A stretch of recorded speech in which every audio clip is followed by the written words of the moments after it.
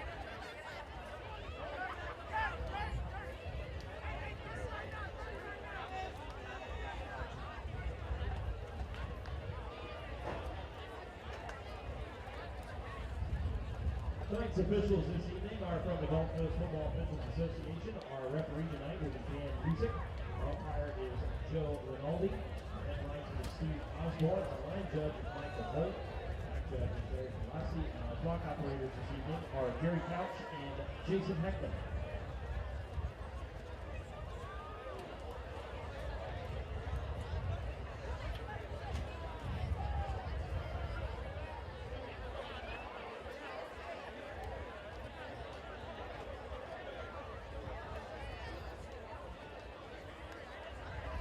Those are not set ready to go for our coin toss. We'll have captains getting ready to make their way to midfield. We did have some issues with the Southeast roster, so we're going to try and provide the names and proper numbers throughout the evening.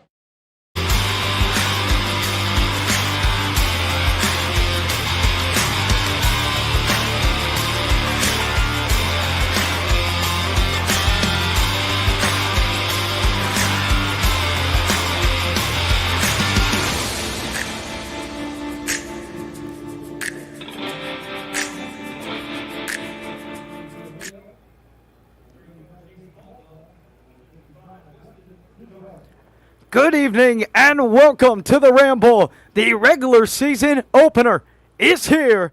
I'm Addison Resco. Alongside me is my partner Jonathan Morelli, and we are stoked to bring you yet another season of Riverview football. Morelli, a tough season for the Rams last year. Finished the year 3-6. Had a nice little playoff run before losing to Venice in the third round. What are you looking forward to out of this bunch this year? Well, with the addition of Braxton Thomas, transfer from out of state, we're looking for a lot of run from the quarterback position, going heavier on the pass game. Last year we were very heavily reliant on the run game, given that we had multiple decent, really good running backs at the running back position, strong running back core, relied heavily on the running backs. But this year we have a new arm, mobile quarterback. We're going to see a lot from Braxton Thomas. Looking for a lot from him this year. Big expectations for him this year, and we're looking to see a lot more in the air. On the defensive side, I think we got it locked down. T.J. Smith at safety, Alibe Laventure at DB. I think we got it locked down. Cover 3 defense is what Riverview is strong. Is where Riverview is really strong, and I think we're going to see a lot of picks, a lot of deflected passes this season. And the defense had a great start to the season this year, in the preseason kickoff classic and the win over Hillsborough, in which they won 24-6. Alibe Laventure actually forced a fumble in that game, along with another forced fumble for the Riverview Rams as well. And that's been their identity the last 2 years. You talk about the lack of offense, especially throwing the football. But you also highlighted the talented running back duo that we had last year in Scooter Trotman and DJ Johnson. Obviously, Scooter Trotman did graduate, move on. DJ Johnson, a junior this season. However, someone who filled his shoes amazingly last week was Isaiah Belt, the sophomore running back. Isaiah Belt followed up DJ Johnson's 90-yard rushing performance with 48 himself. And Braxton Thomas, the mobile quarterback from Desert Vista High School in Phoenix, Arizona, 32 rushing yards in the win over Hillsborough. It's a new dynamic of offense, but Braxton Thomas wasn't able to connect on the deep ball, but we saw a deep ball that we haven't seen in a couple years here at the Ramble or here at Riverview in a while, but we did see one. Anthony Miller in the third quarter of last week's game, or maybe early in the fourth quarter, a 48-yard bomb. This kid's a sophomore. And Coach Smithers says you can expect to see Anthony Miller in the passing game a couple times this year. Riverview wants to use Anthony Miller. He's a starting wide receiver. He can clearly throw the ball. He can kick the ball. This Riverview team has a lot of dynamic to it, and it's something that Coach Smithers is excited about bringing to the table. Right, well, from what we saw last week, I think the main thing that this Riverview offense needs to work on is communication.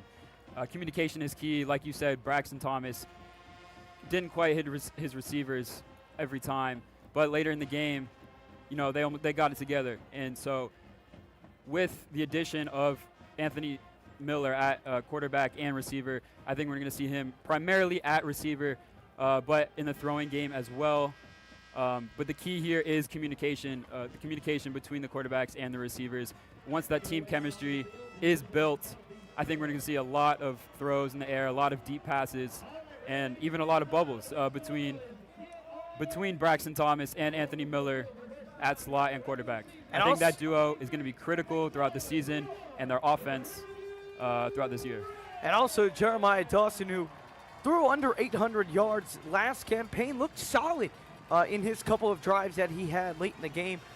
Led the Rams to a last-minute touchdown drive to secure the 24-6 win over Hillsborough. So 3 competent quarterbacks that Riverview bringing to the table this year, as here they come. It's the Riverview Rams, first Southeast, and a little history note against these two squads. These two teams used to be a fierce rivalry. It's still a rival. They're still rivals, but it's not what it used to be back in the 1990s, 1980s, and early 2000s. This had the meaning of a Venice, of a Sarasota game, where it doesn't anymore, as these two teams aren't in the same districts anymore, and aren't playing on the same level of competition.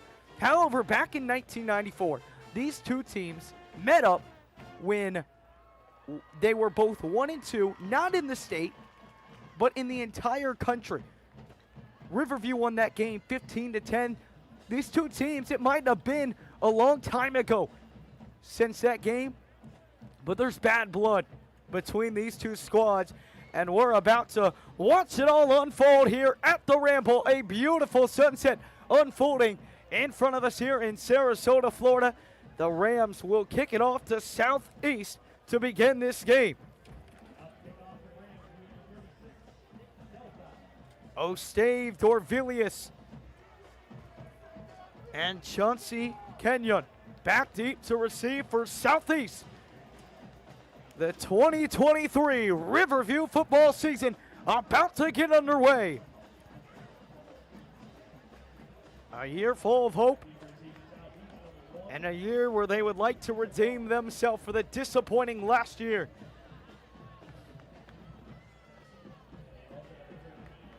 A chance to write a different story about this team.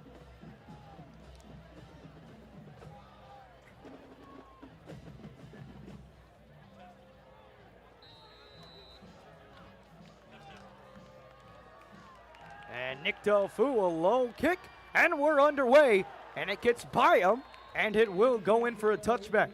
Lucky to not touch that, and Southeast will begin the drive at the 20-yard line, led by Tarquez Thompson.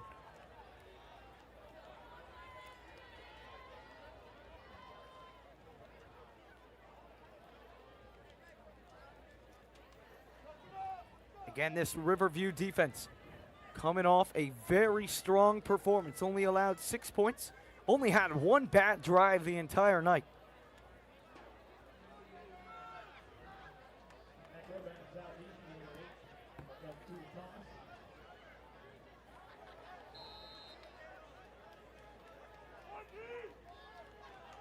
First down and 10. Thomas going deep on the first play of the game into traffic, and it's almost intercepted. Travis Smith Jr. almost got a hold of it on the very first play of the game. What a dangerous throw. Tarquez Thomas throwing into double coverage there. Great squeeze by TJ Smith. See the double team by number 6. Jermaine Mitchell and TJ Smith. Great coverage there. They'll bring up second down and 10. They'll hand it off up the middle. It is CeeLo Crawford, and he goes nowhere. Maybe a yard, and it's going to bring up third down and long.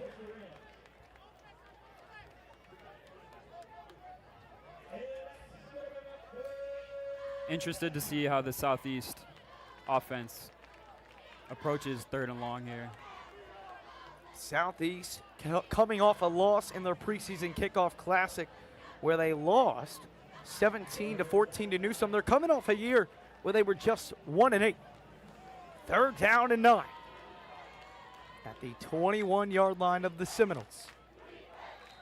And some early movement. And it's going to be a false start, and that will back up the Seminoles 5 yards. We saw that a lot last week in the home opener in the preseason kickoff classic. The Rams defensive line was able to make the offensive line of Hillsborough jump multiple times. Hillsborough was penalized over 10 times in that game, probably more than 15. The Rams have had much success so far to this point, still early, but at controlling their penalties, something they struggled at last year.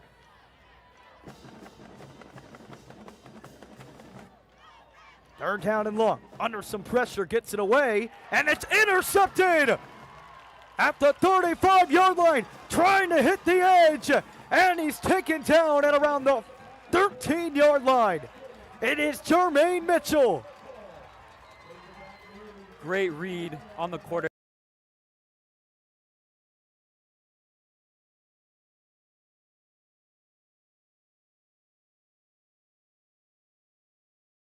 Great read right there by Jermaine Mitchell.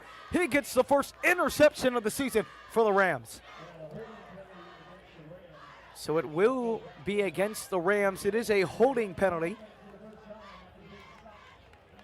But a beautiful start to the year. You can't script it any better than that.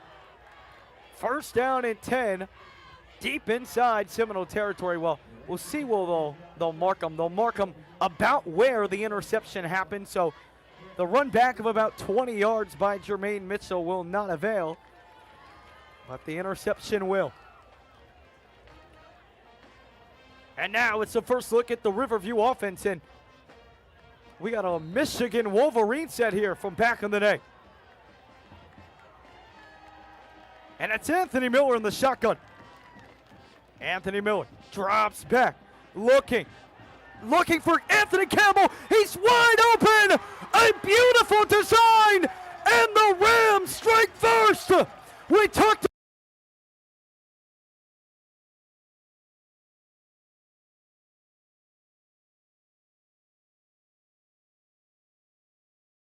of drawing the safety away, bring him to the right side, allowing Anthony Campbell to be open in the end zone. Beautiful pass by Anthony Miller. Well, Anthony Beautiful Campbell connection. just completely lost the entire defense. Coach Smithers talked to us in the pregame or before the game and told us, look out for a trick play to start this game. And look what he delivered. A 35-yard bomb from Anthony Miller. And some movement at the line of scrimmage. Looks like that will be an offside. Well, I think it's been a pretty good start to the game, really. An interception by Jermaine Mitchell, and then Anthony Miller to Anthony Campbell once again. Like I said pre-game, the biggest thing would be the team chemistry. The team chemistry is coming off as extravagant, I will say, in this first drive. There's more movement there by the Seminoles. But the defense and the offense have both got it together. They're playing as one team. And that is the biggest thing, I think, that will affect the Rams for the rest of this game and the rest of this season. It is Majestic Van Ingen to attempt the extra point. 10:49 to go in quarter number 1. And it is good.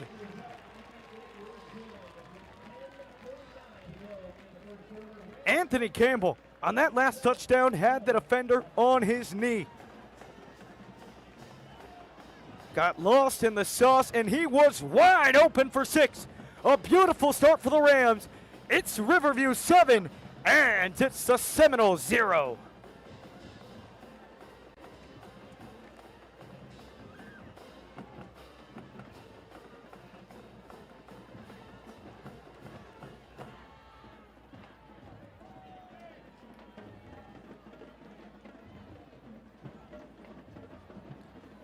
And it is Nick Delfu to boot it away.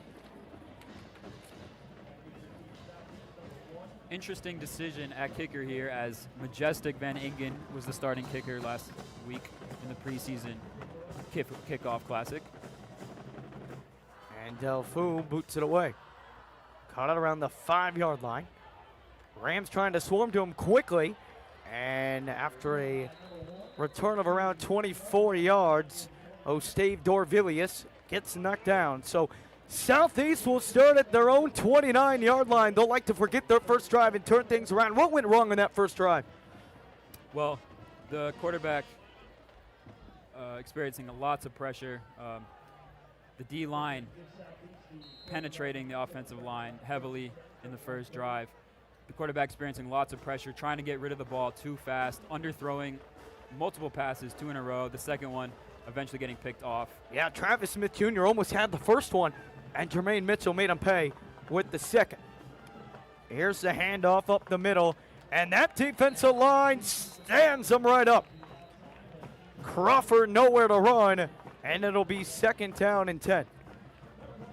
The run defense has always been the strength of Riverview.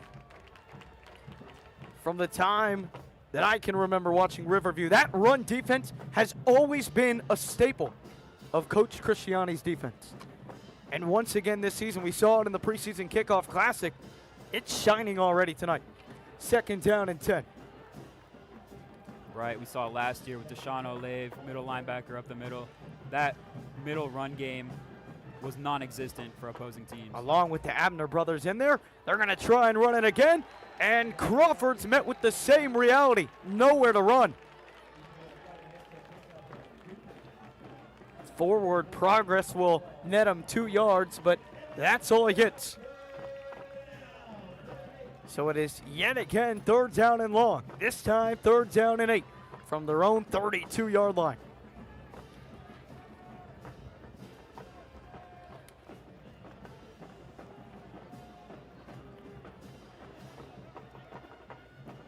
Four wide receiver set.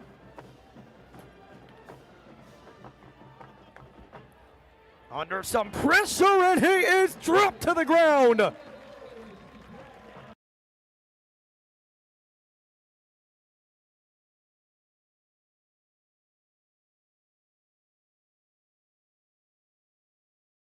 That right side from Jaden Key, able to get around the blocker. Another stop from this defense. Jonathan, they are tearing them up. Yeah, we see the Riverview defense forcing the Seminoles to put the ball in the air, forcing it to go to the DBs in triple coverage, cover 3. And also in on that stop was Kayvon Love. Anthony Campbell, who got the 35-yard opening score, back deep to receive. Almost blocked, calls for a fair catch, slides down to the ground, and they will mark it out around the 47, 48-yard line. The Riverview offense about to be back in action. 8:20 to go here in quarter number 1, and it's still the Rams 7 and the Seminoles 0. And back at quarterback now is Braxton Thomas after the electric play by Anthony Miller.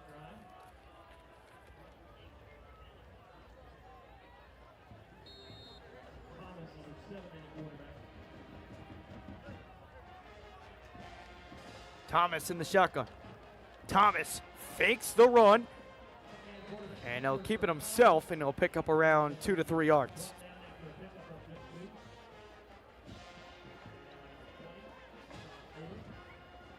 Rams going fast tempo. The ends for Southeast doing a great job getting off their blocks there. 2nd and 7, and play stop for a flag. And we'll see what this whistle is, or flag is.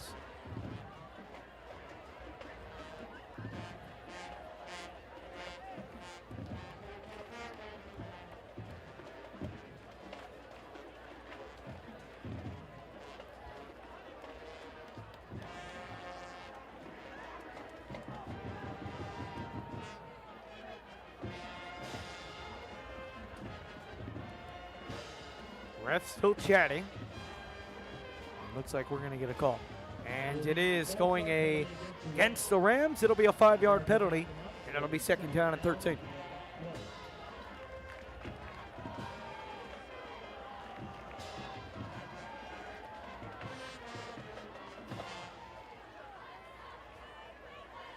Isaiah Belt in the backfield. Thomas fakes the handoff again, and there goes Braxton Thomas down the sideline, cuts up the field before being chopped down past the 25-yard line. Mark him at the 24. It's a big gain for Braxton Thomas. Great job by the blockers for the Rams, creating space downfield. Great job by Thomas following his blocks, finding the open hole, and shooting upfield. Well, again, they just ran the exact same play. Southeast looked forward on it twice. 1st down and 10 at the Seminoles 24-yard line. Thomas drops back, has Isaiah Bell, but misses him just a little bit, and it will be incomplete. We talked about it in the open. The Riverview running depth, not just from DJ Johnson, Isaiah Bell. This past couple years, they haven't had a true mobile quarterback. With Braxton Thomas, you do. And Southeast showed pressure, and they might have shown a little too much, and they do.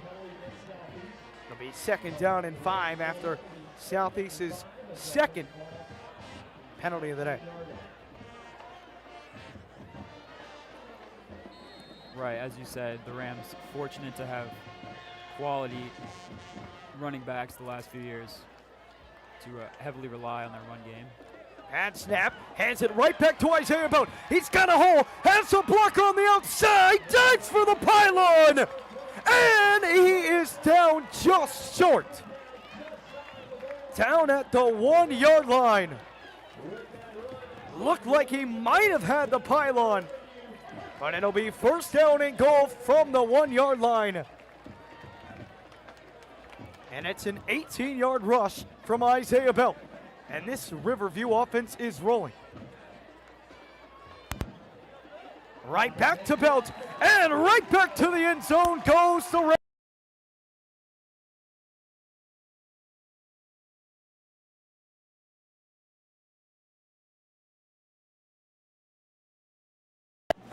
It's only fitting that Isaiah Belt got the touchdown. A nice 18-yard run, got just close to the pylon, wasn't able to get there. Easy walk in right there.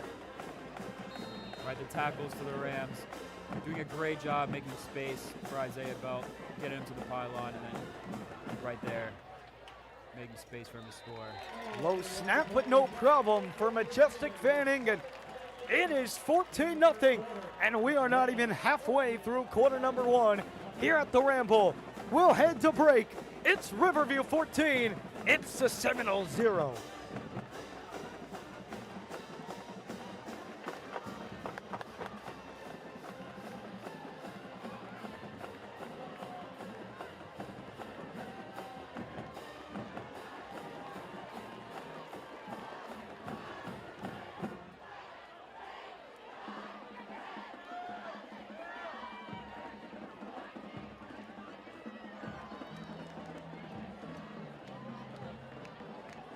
McDell foul on to kick it away.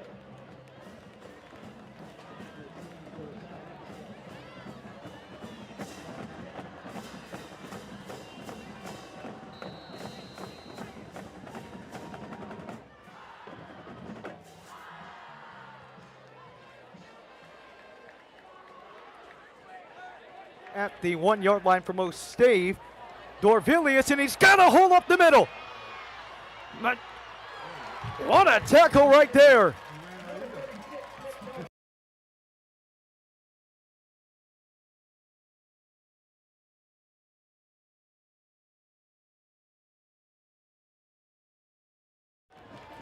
Oh, a nice play by Dorvilius right there. Almost had a hole in that last one. Found one right there. Looked like he had broken free. Nick Delfood took a shoulder right to the chest, but got the tackle. But Southeast will start in golden field position to begin this drive. We'll head to a water break, so we'll head to commercial. It's Riverview 14. It's Southeast 0.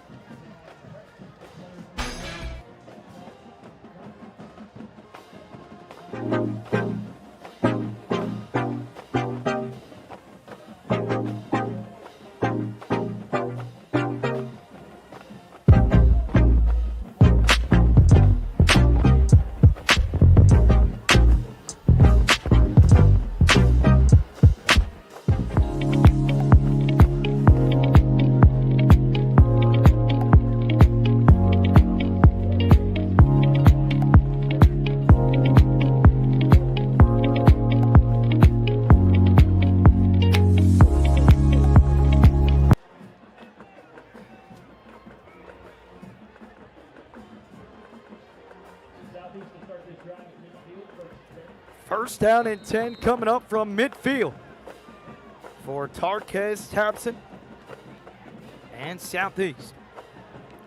Got a man on the outside, and he's going to be wrapped up. The ball comes out. Did he pick it up in bounds? They're going to say he was out of bounds. Possession will remain with Southeast.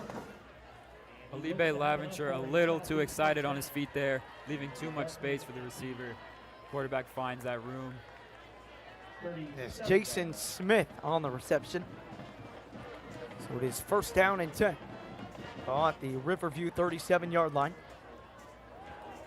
Hands it off up the middle. It is Crawford, and he gets hit hard. Gain of 3 on the play, and it'll bring up 2nd down and 7. Alibe Laventure had a big play in the last game in the preseason kickoff classic, forced a fumble.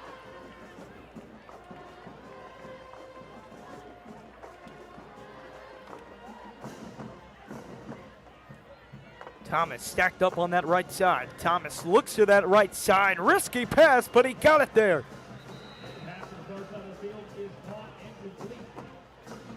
Another first down.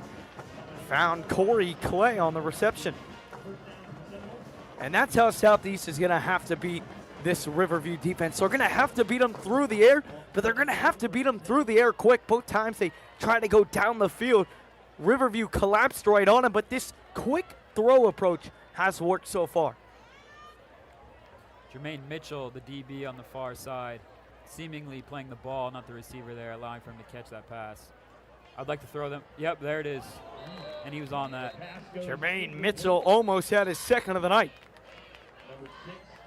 I was just about to say, before I threw the pass, I'd like to see him throw it back there because Jermaine would be on that, and there he was.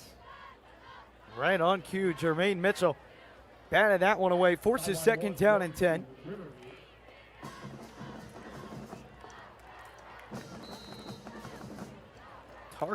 Tarquez Thompson has not been afraid to throw it in dangerous areas. It's the 3rd time tonight you've kind of held your breath as a Southeast fan. Oh. Look out for number 5, the receiver at the bottom of your screen. And a run up the middle, and he's going to be tackled. Forward progress will net him 1, and it will be 3rd down and 9. Alibe Laventure giving his receiver a lot of space there. Watch the quarterback target him more and more. Coming up here. And a timeout called by Southeast. 5:24 to go here in quarter number 1. It's the Rams 14. It's the Seminoles 0.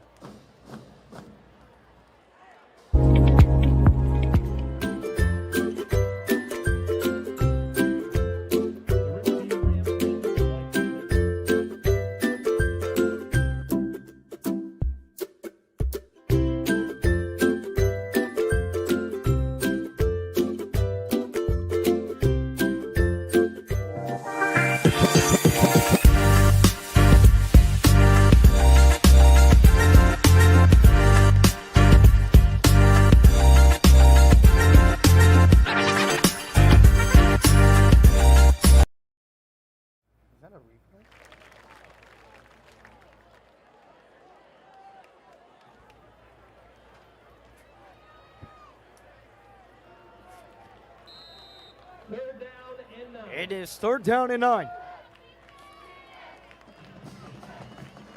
Thomas in the shotgun. Thomas drops back under some pressure. Can he get away? He can get the throw away. There is a flag at around the 29-yard line. Come back to see what this is. Henry Furiglio, number 10 on the defensive line. Outstanding job penetrating the offensive line, getting there, pressuring the quarterback, making throw the ball away. And it's a holding on Southeast. Now, will they push them back, or will they will decline it? Holding against Southeast is declined. So it'll be about a 40-yard field goal from here, and we'll see if they elect to bring out the kicking team or if they'll go for it here. And they will bring out the kicking team. Evan Wine to attempt the 40-yard field goal. Southeast out to attempt the field goal. Southeast will try and get on the board for the first time tonight. 27, Evan Wine struggled in warm-ups today. See if he can correct it here with a 40-yard kick.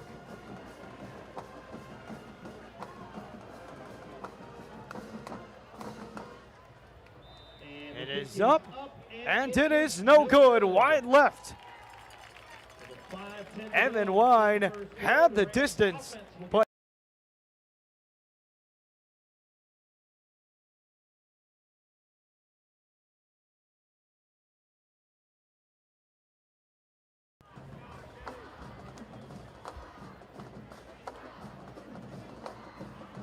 The Rams hit him with the pass game on the first drive, and then come the second drive, really ran it down their throat with Isaiah Belt alongside Braxton Thomas. Yeah, I think we're going to see the Rams offense get a little experimental here coming up in the second quarter. If they keep putting points up on the board. Oh, and Thomas drops the snap, picks it back up, and finds a way to throw it away with the receiver in an area. Tremendous athlete in Braxton Thomas. Oh, that's a huge play right there. Able to pick up that ball, get rid of it to prevent the loss of the yards. Big play, big heads-up play by Braxton Thomas. Well, not only a big heads-up play in general, just to fall back on the football, but to corral it, evade pressure, throw it away without an intentional grounding is impressive within itself. So instead of second down and long, it will be second down and 10.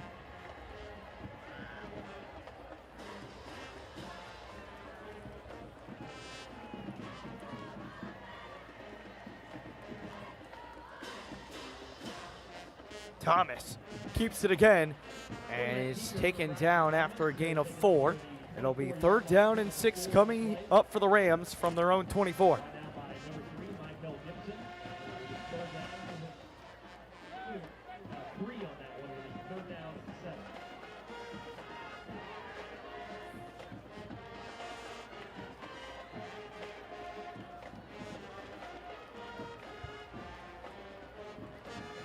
Trosky lined up beside Braxton Thomas. Interesting look here.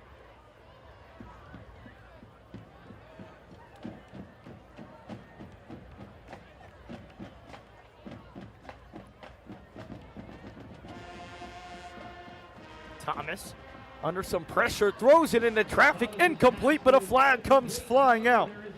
Southeast defenders cannot believe it. Not the smartest idea there by Thomas, trying to force the pass into double coverage. We're going to get Philip Baker for the pass interference. And the indication is defensive pass interference against Southeast. It'll be a first down and 10, a fresh set of chains, and this Southeast defense can't believe it. And that will be a 15-yard penalty. Philip Baker and Chauncey Kenyon in on the coverage.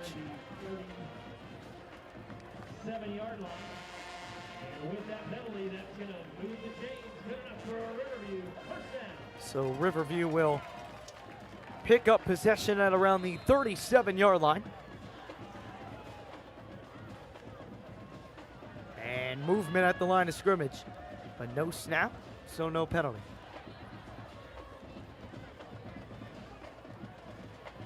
Thomas with 3 wide receivers to his right. Thomas looking over the middle. Anthony Miller couldn't corral it. Hits the ground before the interception could be made. Rare drop there by Anthony Miller. Great athlete. Great acquisition by the Rams in the offseason. Deshaun O'Leaf could not come up with the interception. Anthony Miller did throw that 35-yard touchdown pass to get the Rams up and going early in this one. Second down and 10. Thomas finds Miller. Miller grabs it this time, and Miller's got some blockers. Miller hits the edge. There goes Anthony Miller down the sideline. And a bounce past the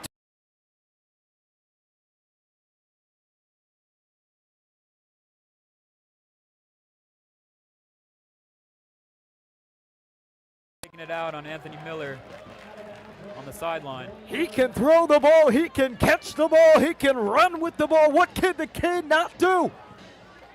You can tell he was a little upset after that first drop. We'll talk about making up for it right there. Gathered himself, redeemed himself with that catch and run right there. Beautiful play by Anthony Miller. The Rams have done a tremendous job following the blockers. The offensive line in particular tonight have done a fantastic job creating the holes for Isaiah Belt, Braxton Thomas, and then even down the field after. A nice catch by Anthony Miller on the screen design. And again, able to follow his blockers, did hit the outside.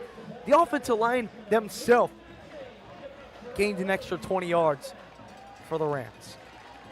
Not even including the extra around looks to be 15 yards they're going to get from that personal foul. So it will be first down and goal from the 6-yard line with 3:54 to play in the first quarter. Like you said, not just at the line, but down the field, the blocker's doing a great job. Let's see what they can do here. Thomas in the shotgun. He's got Isaiah Belt to the left of him. Isaiah Belt with 1 touchdown on the day already. Waldrip alone on that right side. He'll hand it off. No, he fakes it, and he walks right in. Braxton Thomas has had the defense fooled up.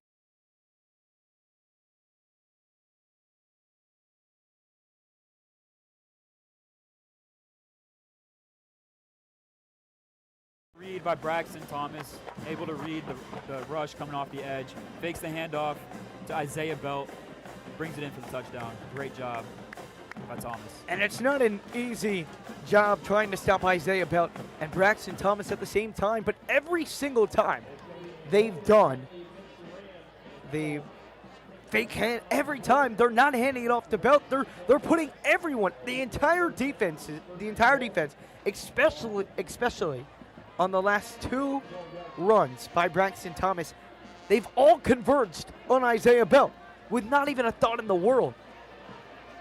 Are the Rams offense confusing the Seminoles? Well, hold on. defense It here? looks like they called this back for a flag.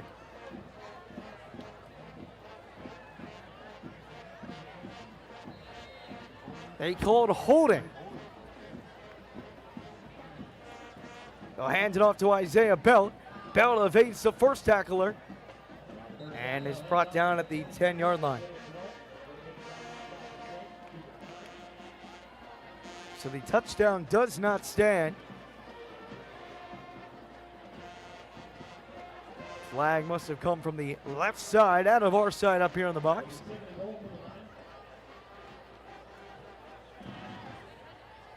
A second down and goal. Can the Rams refine the scoreboard? The use of equal handoffs here between Braxton Thomas keeping the ball and handing it off. And they'll pitch it to Miller. Miller drops it and just has to fall back on it. And so the Rams, after seemingly scored a touchdown, now have third down and goal from the 18-yard line.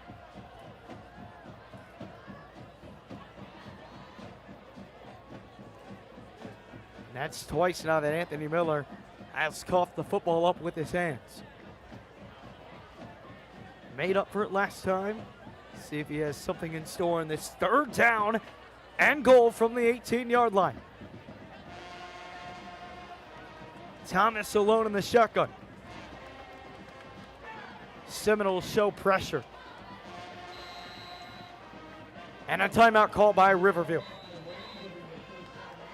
They'll call the timeout with 2:16 to go in the first quarter. It's the Rams all over the Seminoles, 14-0. We'll be back shortly.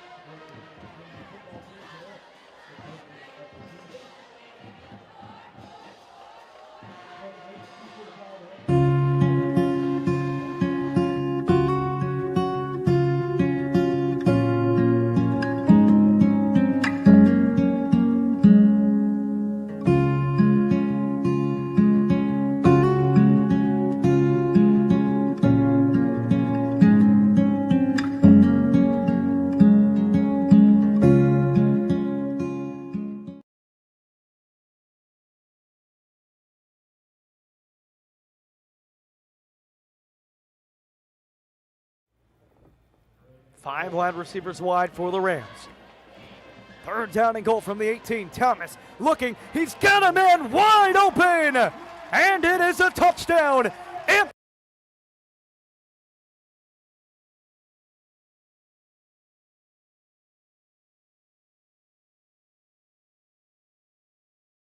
To get lost in the sauce.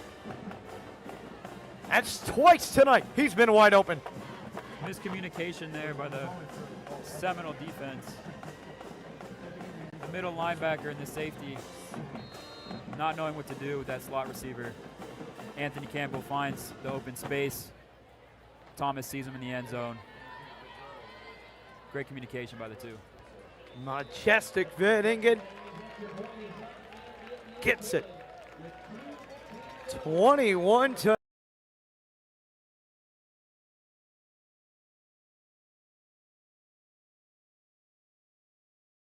It's not only been an offensive clinic, it's been a defensive clinic as well. Dominating on both sides of the ball. And I'm going to be honest. 3rd down and goal from the 18-yard line. There's only one thing they can do. I mean, if they're not throwing a little dump pass over the middle, they're going to go for the end zone. Right. And the Southeast defense, how do you let a guy get lost? They 5 out there, no running back to worry about. And they let him not only get, open, wide open. Nobody was within 10 yards of Anthony Campbell. Like I said, busted coverage by the Seminole defense. Miscommunication by the middle linebacker and the safety. That Anthony Campbell got lost in the space. Braxton Thomas saw him. And simply watching that back on the replay, nobody ever picked up Anthony Campbell. A low and short kick. Returnable, getting by a few defenders to the 31-yard line. It is CeeLo Crawford on the return. We'll get a 11-yard pickup, and Southeast will try and find something.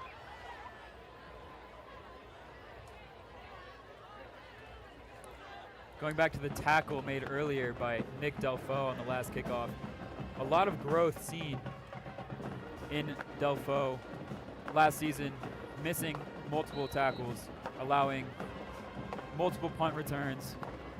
And honestly, that was one of our biggest weaknesses, allowing a lot of points scored on our special teams.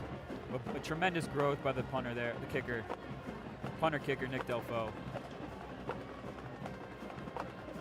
1st down and 10. It's a screen pass over to Jason Smith, and Smith is wrapped up after a gain of 5, pushed out of bounds at the 35-yard line. Alibe Laventure and Andon Clough on the stop. Again, Seminoles quarterback finds Marquise Carter on the hitch. Laventure giving him too much space. They're going to keep going to number 5 throughout the game if Laventure doesn't close that gap. 2nd down and 4. Hands off up the middle, spinning, but nowhere to run. Picks up a gain of 1, maybe 2 yards from Crawford, and it brings up yet another 3rd down for Southeast. A spot they have not liked tonight. Have only converted on 1. Time winds down in quarter number 1.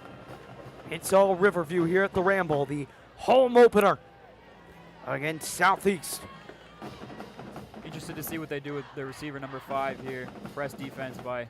They'll go deep down the field, trying to find a man, and is it intercepted? It is Travis Smith Jr.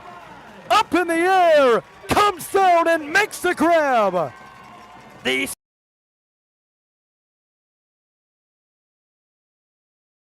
Their 4th possession of the game, and try and make it 4 for 4. That man coverage with a free safety allows the safety to follow the quarterback's eyes, look where he's throwing, and go out of his zone to make that play. And we talked about it. Thomas has been very aggressive throwing the football tonight down the field. It just hasn't been what worked. Travis Smith Jr. sitting at around the 40-yard line, watching that play develop, follows the eyes perfectly. He was right there for the interception. A great read, another great play by this Riverview defense. And this is just a good fashion beatdown tonight here at the Ramble. There's no better way to put it. Right, the quarterback giving his receivers away, making it easy for this Riverview defense. They hand it off to Miller, and then he fires it over the middle. It is Anthony Campbell again.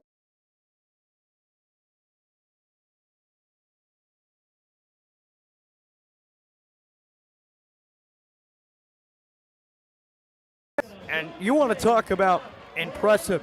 Anthony Campbell dealt with a lot of injuries last year, couldn't play a lot, wasn't and when he did play, wasn't an impact receiver.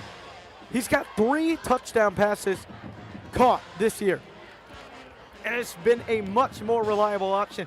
He has impressed mightily, as here is the run. Isaiah Belt head down, and he picks up a gain of 6, or make that 5. It'll be 2nd down and 5. Right, the addition of Anthony Campbell to this offense. Quick on his feet, able to deke the receivers, great routes, always getting open. Huge addition to this Riverview offense as we see Jeremiah Dawson into the game. And that will wrap up quarter number 1. Well, if you wanted to watch a blowout tonight, you're in the right space here at the Riverview Sports Network. 21-0 at the end of 1, quarter 2 coming up next.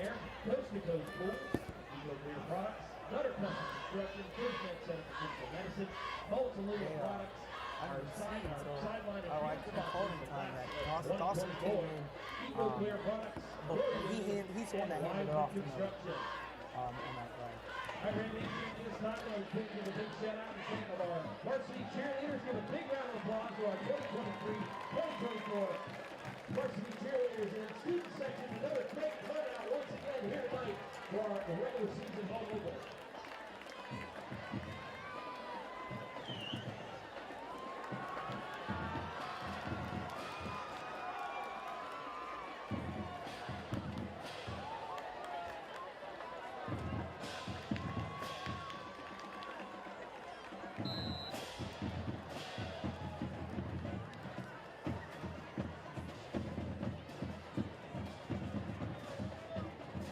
Second down, the Rams will begin the second quarter.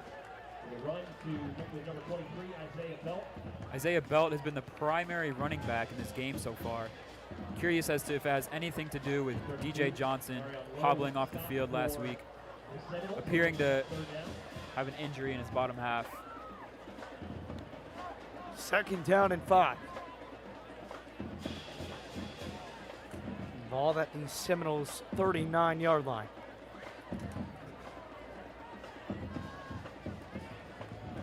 Dawson in the shotgun. Fakes the handoff, throws over the middle, and he's got him in. Christian Litzau on the reception. Had a touchdown reception last week, and he gets his name on the chart tonight. That tight end, that quick tight end pass has done wonders for this Riverview offense. Works every single time. Dawson doing a great job of getting it in there before the safety comes up. And Leetown with big shoes to fill after the Rams lost Luke Batita. Dawson, what a move! Dawson shaking and baking his way for a pickup of 5. Rare movement there by Jeremiah Dawson. Faking the handoff, getting out of the backfield. Well, Seminoles just been completely fooled every time.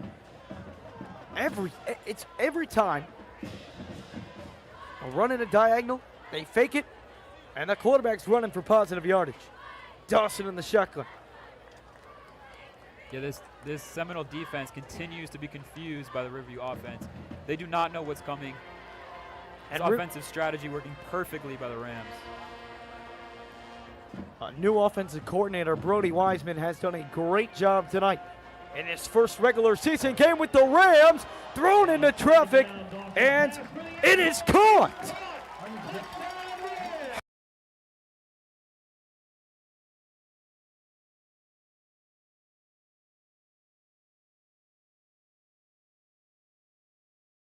This season, unbelievable. I have no idea how he caught that football. Initially, it appeared it was intercepted. Dawson throwing a nice ball into traffic, slightly underthrown, however, gets right through the defender's hands into the arms of Bradley Weller. Oh, wow, what a catch by Bradley Weller. Great coverage as well, right there to contest, but Bradley Weller said, I'm going to have this. Bradley Weller has been dealing with injuries throughout his time here at Riverview. Wasn't able to play in the preseason kickoff classic. Wasn't able to play a lot of the games last year, but in the game he did play against Palmetto, he really shined, made some big catches for the Rams, He's a vital piece for this offense that Coach Smithers and this entire Riverview staff is glad to have back on the field. The return of Bradley Weller is absolutely crucial to the Riverview offense. Tremendous athlete. Great hand-eye there on that last catch. Way to see the ball all the way in through the defender's hands. And the Rams Beautiful still catch. not at full strength at the wide receiver position as Lakewood Ranch transfer Nick Sinicore has still not made an appearance due to having his pennix removed. But he is set to maybe return, and Southeast continues to be jumpy at the line. Good job there by the kicker Van Ingen to avoid the rush there off the end. Southeast Continuous movement of the Southeast special teams there. Southeast has been penalized now 3 times on extra point attempts tonight. 3 times. Continuing to make it easier for our kicker. Very eager to not let this deficit get to 28. They really wanted a 27. Too bad. Majestic Van Ingen, a perfect 4 for 4.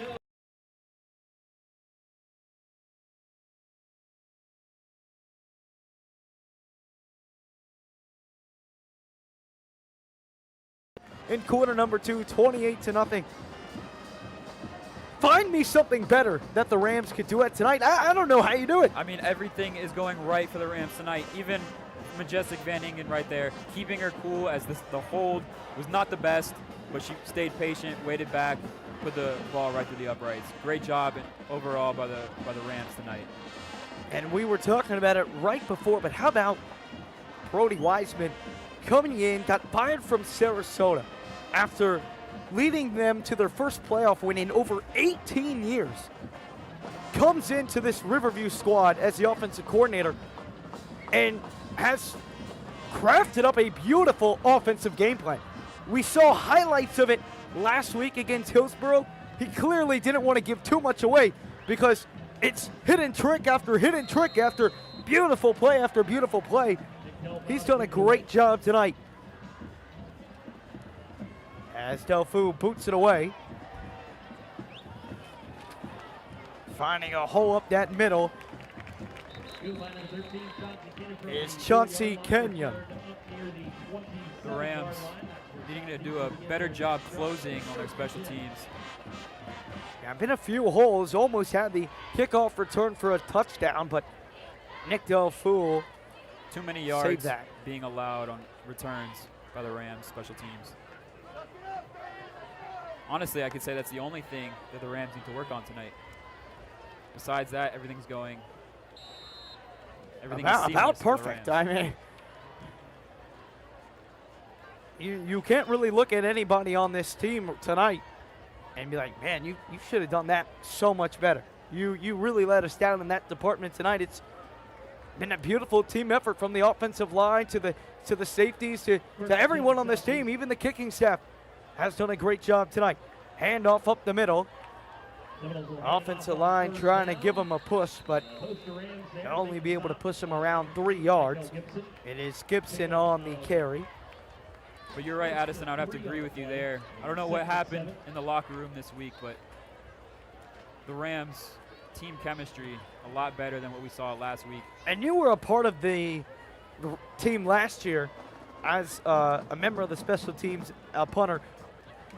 From what you're seeing out here tonight, what seems different about this group compared to last year's?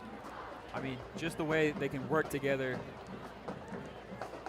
and come together to make a play each time. What I'm noticing is that no player is playing for themselves. Each player is playing for the team, for the sake of the team, to get the win, to make a play. No matter what they have to do or what their duty is, they're doing it. There's no selfishness from this Rams team that I've seen so far in this first half that we did see last year. Stop for a gain of nothing. It'll be 3rd down and around 8. So a tough spot for Southeast and a stop and a score here for the Rams. And we're going to get a running clock going already.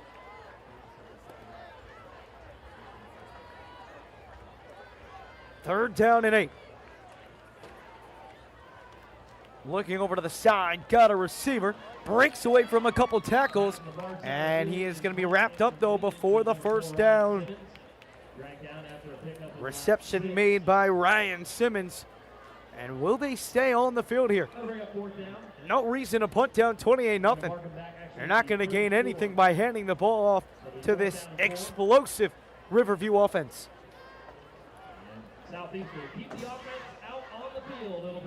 And they will. 4th down and 4 at the 34-yard line.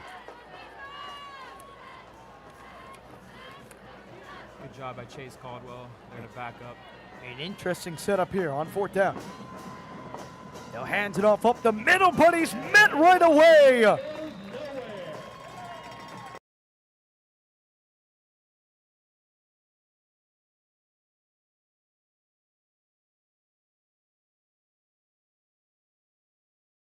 He busted right through that offensive line and made the stop.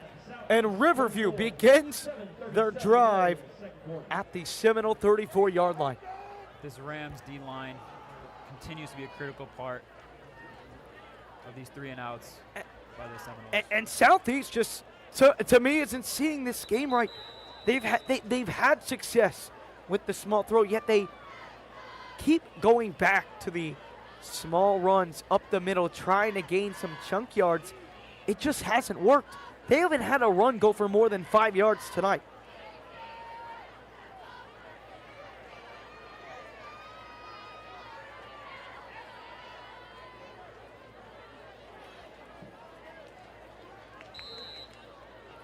First down and 10 at the 34-yard line.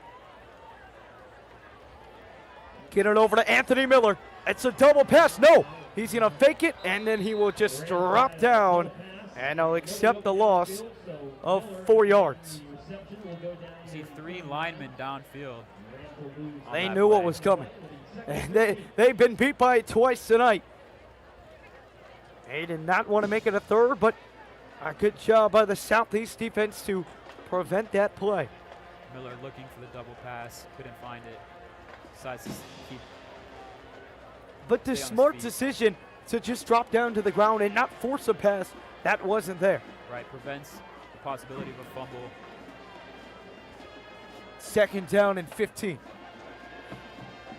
Thomas hands it off to Isaiah Bell, trying to bounce to the outside, and does. And he'll step out of bounds at around the line of scrimmage. Or excuse me, that is Jaden Wheeler on the carry. 35-yard line, it'll be 3rd down and 11. The sophomore wide receiver. Tremendous speed by Wheeler. Great job finding the edge, cutting outside. Almost taking it up the sideline. 3rd down and long. If Wheeler finds an open gap, he is gone. That is a touchdown. This entire Riverview squad has some speed. Play clock winding down. Gets it off just in time. Quick slant over to Anthony Miller. He bursts up the middle. Can he get there? Yes, he can. Touchdown, Riverview.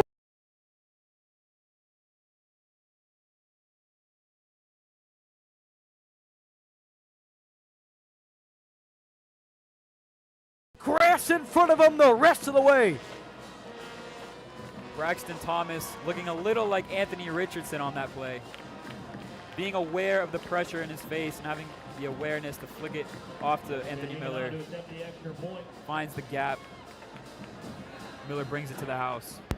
Great, again, great chemistry by the 2, quarterback and slot receiver. What speed by Anthony Miller. He was being tracked down right there by Chauncey Kenyon. Kenyon almost got to him, but not in time. And Majestic Van Ingen stays perfect.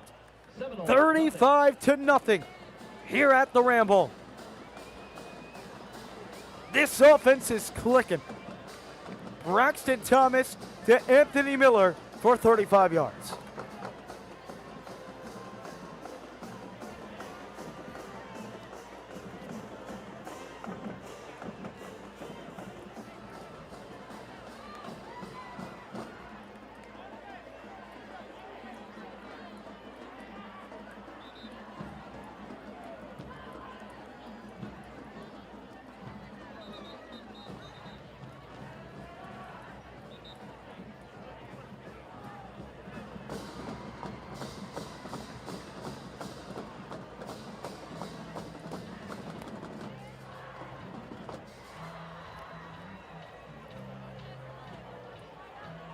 And Delfu set to punt or kick this one away. It's been all Riverview. If you're just tuning in, it started with an Anthony Miller bomb to Anthony Campbell, just like we saw last week. Then Isaiah Belt and Braxton Thomas ran it right down Southeast throat. And then drive after drive, Riverview has continued to impress. The flag comes flying out as Dorvilius takes the kickoff to the 25-yard line, but we'll see what this penalty flag is. Again, we see that the Rams need to do a better job of getting downfield after the ball is kicked and closing in the middle. Kickoff after kickoff, the returns are going right up the middle. The Seminole returners are finding gaps, splitting the Ram gunners, gaining extra yards in these returns that we can eliminate.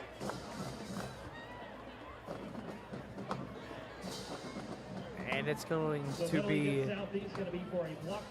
a block below the waist, so it's going to be a 15-yard penalty against Southeast. So they'll begin their drive at around the 10-yard line. And Southeast has been penalized heavy tonight, down 35-0. And again, and it's been on special teams for the majority of them. That's now 5 special team penalties for Southeast. And you talk about not even giving yourself a chance. Well, that'll do it. We head to a water break. 6:20 to go here in quarter number 2.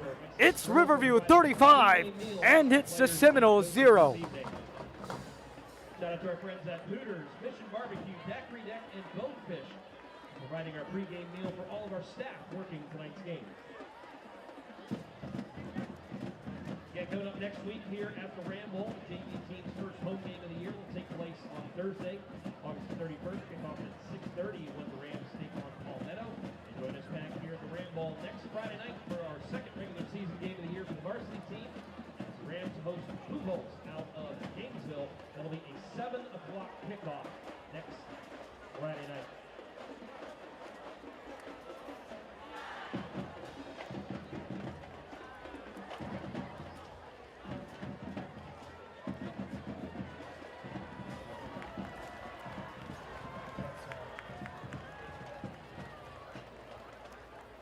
First down and 10 coming up here for Southeast.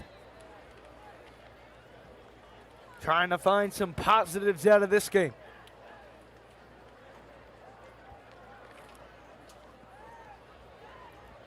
Thomas hands it off, and he goes nowhere.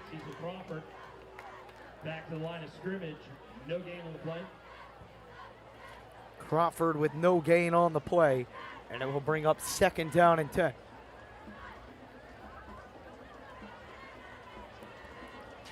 Riverview back here at the Ram Bowl next week against Buchholz, a team they lost to 56-7 last season at Buchholz.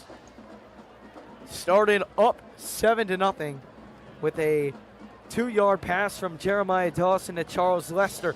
A game they went right down the field, scored a touchdown, looked like they were going to compete with one of the top 15 teams in the state.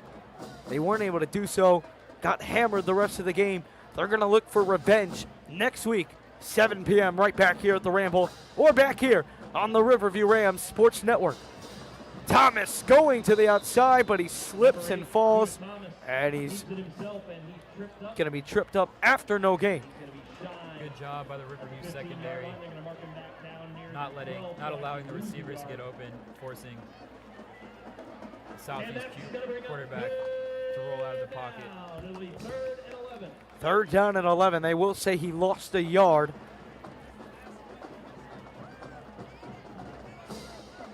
But you're right, Addison. One thing I would like to see from this year's Riverview team is the stamina to compete through all 4 quarters.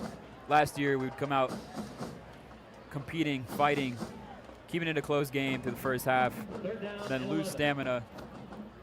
Somewhere we would like to improve this season. And a penalty flag is down. And a penalty flag comes out, and it will be a delay game. 5-yard penalty. There'll still be third down. It'll be 3rd and 16.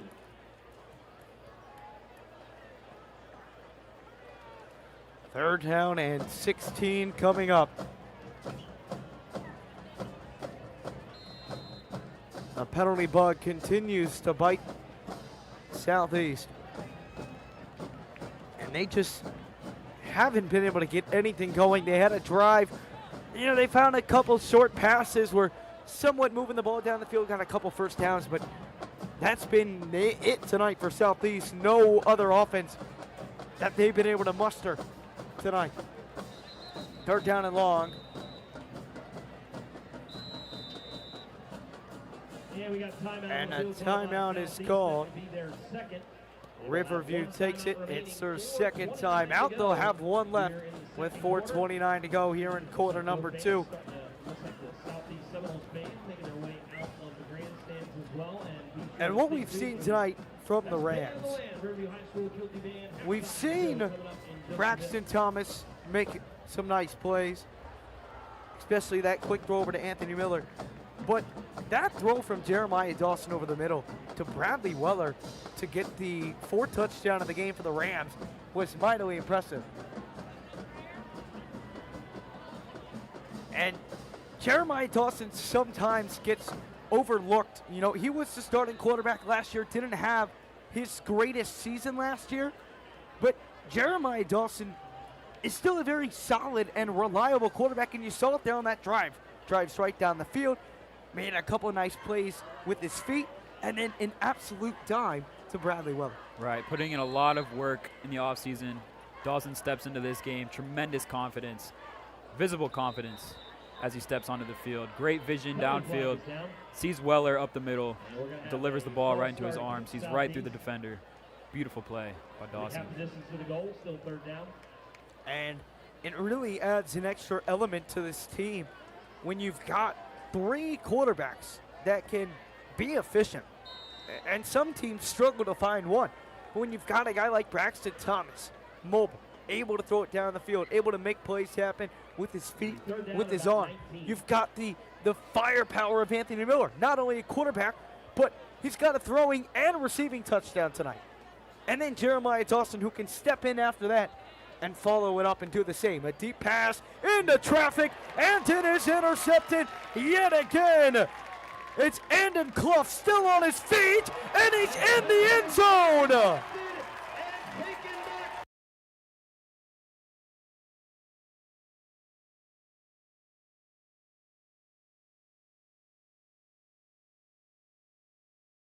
It's the throw into traffic by Thomas. And there's Andon Clough again, reads the pass perfectly. Reads it perfectly. And the Rams are going to be up 42-0 if Majestic Van Ingen can knock this in. And what a great job after the interception to be able to evade the tacklers and run in for a score. Right, the Rams defense continuing to put pressure on Tarquez Thomas, forcing him to throw it, put it in the air sooner than he would like. The Rams secondary, great vision, reading the quarterback extremely well, finding the ball in the air. And like you said, great job after the catch, avoiding defenders, bringing it to the house. Great play. Majestic Van Ingen cannot knock down the extra point, so the score will remain at 41-0. It's 41-0, and we have 4 minutes and 10 seconds to go here in quarter number 2. It's been absolute domination tonight for the Rams. Another interception. It's their 3rd of the night, and Andon Clough took it in for 6. It's been a while since we've seen an absolute domination performance like this from the Rams.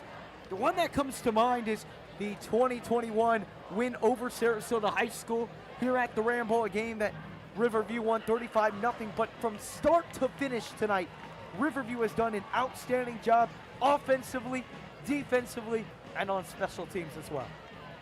I mean, on defense, the Rams are giving the Southeast offense no choice but to give them back the ball. Short kick there by. Short kick takes a bounce, and the Rams might fall on this. And they do! This is unbelievable. KJ Brown falls on it. And it's Riverview football. Rams offense will head ready to head out on the field. It'll be first and 10, Southeast 34. Great heads-up play by number 25, KJ Brown, to fall on the ball. A little pooch kick. Southeast let it bounce. And KJ Brown there to fall on it. Riverview catching the Southeast special teams off guard. Thomas in the shotgun. He's got Anthony Miller there, it looks like, to his left. And he does. Hands it off to Anthony Miller. He's looking to pass. He will pass down the field for Anthony Campbell. Almost intercepted, but Anthony Campbell didn't allow it. Great heads-up play there to knock the ball out of the defender's hands by number 3, Anthony Campbell. That could have turned out worse. Looked like Miller had some room to run on that right side. Definitely had at least 15 yards. Tried to squeeze it in there, though, to Anthony Campbell. You can't be mad at him for doing that up 41-0 and, you know, take a shot down the field. Anthony Miller has had success at it multiple times here tonight. This time, Southeast finally reads it. It took a while, but Myron Lowe in on the stop. Honestly, the first bit of pressure we've seen from that Southeast D-line, the O-line of Riverview, of the Riverview Rams, holding up excellent throughout this game, only allowing minimal pressure to get to Braxton Thomas, giving him all the time he needs to read the play. And an official's timeout with 3:35 to go here in quarter number 1. It's the Rams 41 and it's Southeast 0.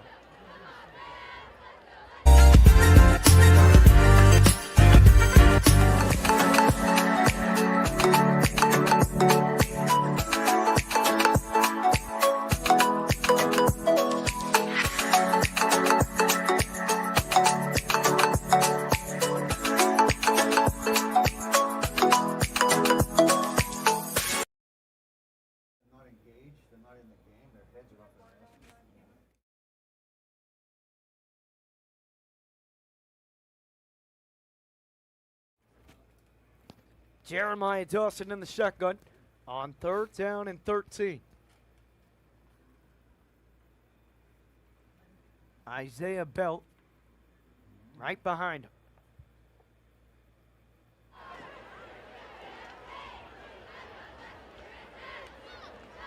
Dawson on 3rd down. Looking over the middle. He's got Anthony Campbell, but it's batted away. Looking for Campbell. That'll bring up 4th down. A good defensive stop. It's 4th down and 13. The launch angle on that throw just a little too low by Jeremiah Dawson. Great read by the quarterback, trying to meet Anthony Campbell over the middle.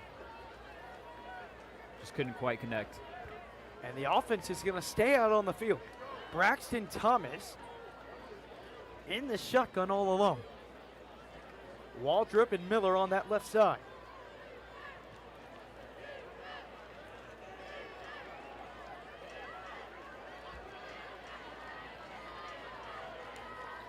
On 4th down, Thomas under some pressure. He's got a man wide open down the field, and it is caught.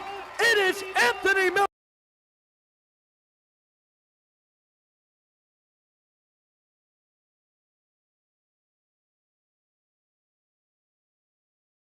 Duo might just be something special.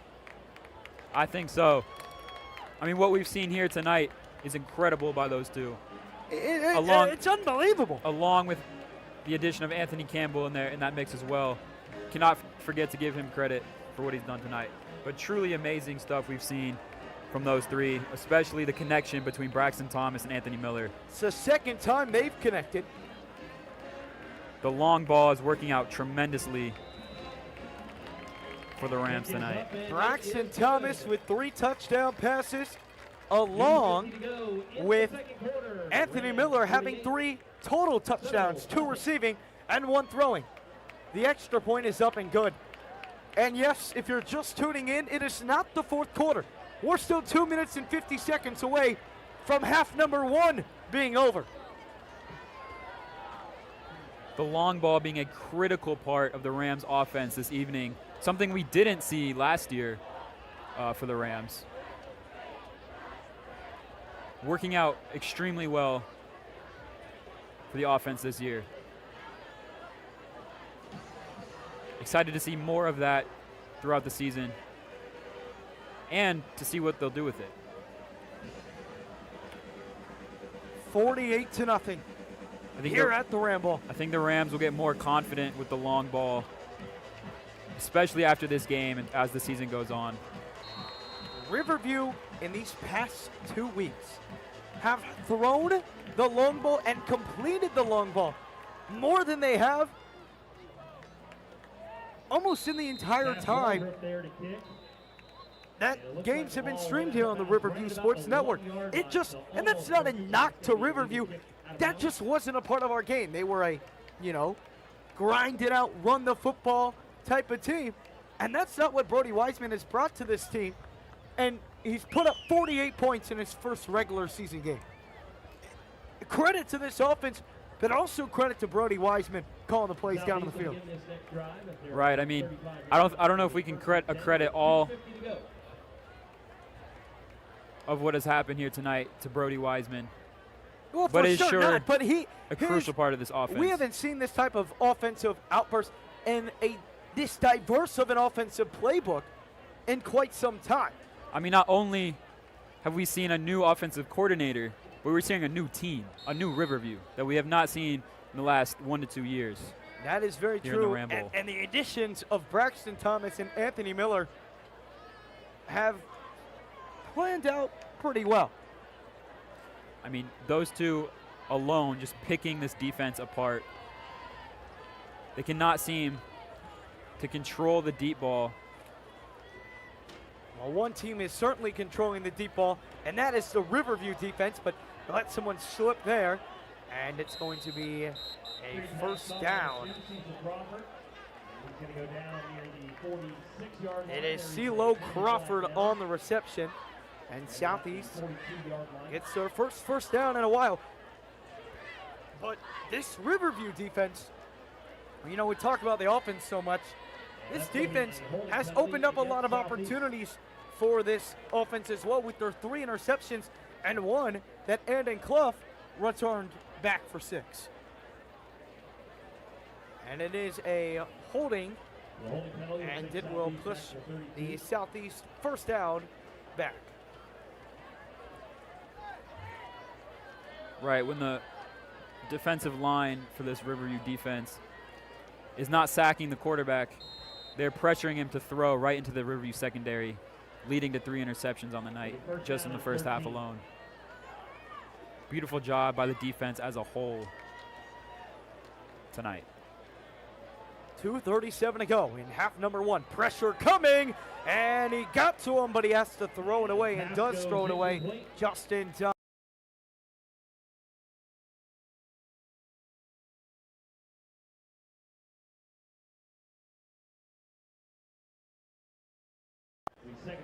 It really emerged in the second half of the season. Not only emerged on the defensive side of the ball, but especially on the special teams unit. Had 2 blocked punts. Last one had a big one against Venice as well that DeMarcus Abner was able to return for a touchdown, which got Riverview within striking distance late in that Venice game. Obviously, Venice was still able to pull away with a double-digit win. But Luke Haskins has been a key player for this Riverview defense here in the past year or so. Thrown over the middle, got his receiver, stays on his feet. It is Ryan Simmons on the reception. But I'd have to agree with you, Addison, as you were saying. Luke Haskins, a tremendous athlete on the edge, on the defensive side for the Rams. Big playmaker, clutch player, like you said, fumble, block punt recovery. last season. Expecting big things from him this season. Light on his feet, finds the quarterback.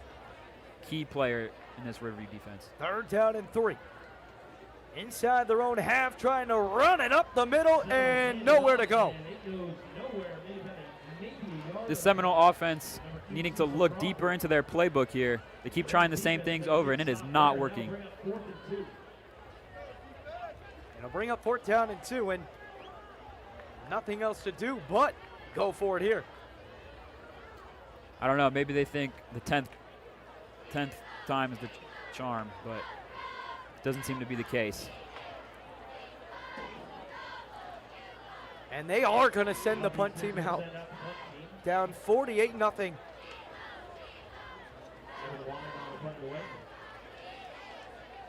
Maybe a little worried about a 50 spot in the first half.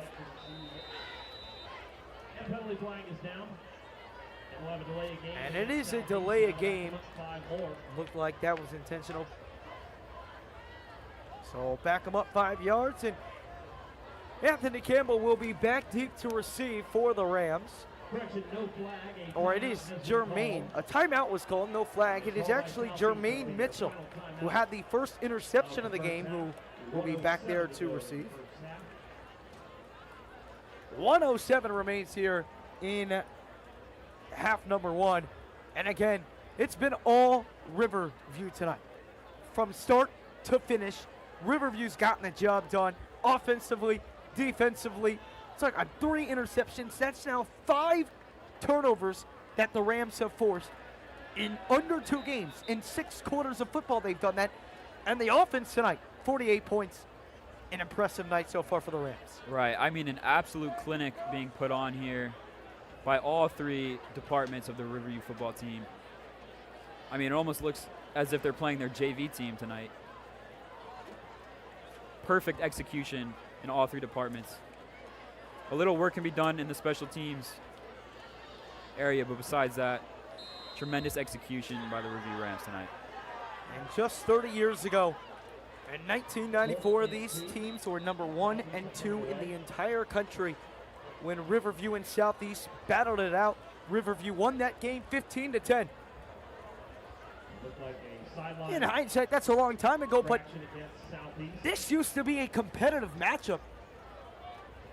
Southeast last year went 1-8. Not that Riverview had their greatest season last year either, but Southeast has fallen off the map completely. To think of time, oh, a terrible snap. And will the flag come out? No, it will not. And it will take a Southeast bounce at the Riverview 28-yard line. But you go back and you think about it, 30 years ago, these 2 teams were number 1 and 2 in the country. And now it's a 48-0 football game here at the Ram Bowl with just 1 minute and 3 seconds to go. Riverview might just go up and put 50 points up in the first half. I mean, this Riverview football team is making light work of that so-called rivalry from 30 years ago. Clearly continuing their legacy from that past team. Just doing what they do. Old-fashioned Riverview football here. About to take a knee to bring it into the half. Yes, they will take a knee. They will not run up the score. They'll take a knee. They'll have to take one more before we head to halftime. But it's been complete domination here tonight.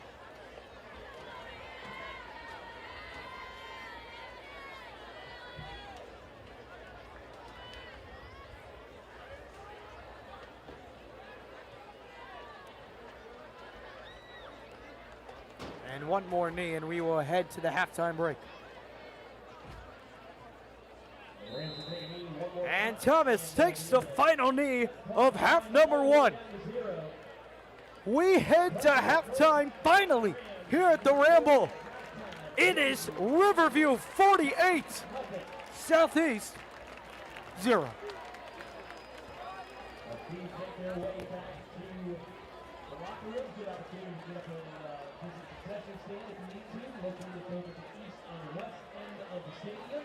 Coming up next, our first regular season halftime performance.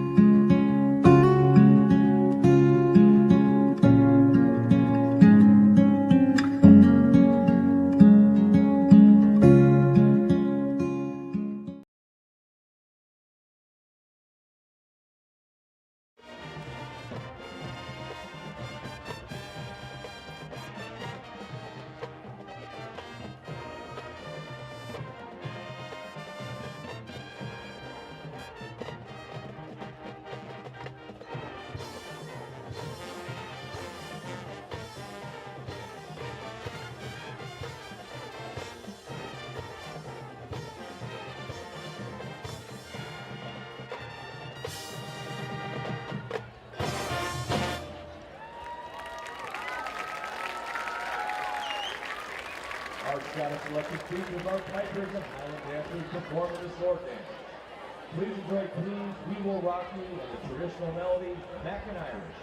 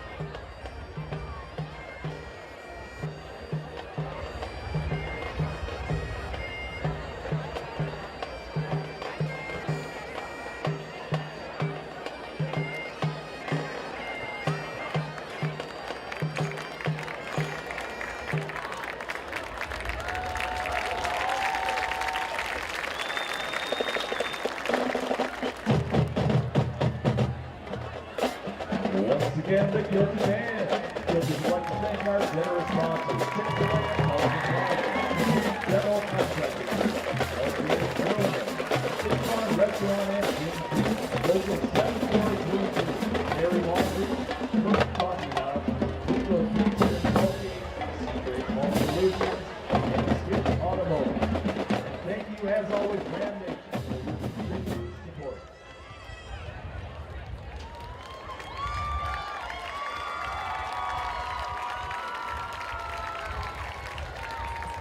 Let's give it up one more time for the best band in the land, Riverview High School, Guilty Band. All right, folks, a couple of housekeeping items here as we are at halftime still. A wallet has been found. Derek, if you're missing your wallet, they have it up at the front gate. So if you're missing your wallet, Derek, make your way up to the front gate and have your wallet. And with the score being 48-0, there is a 35-point differential. So the remainder of this game will be played under.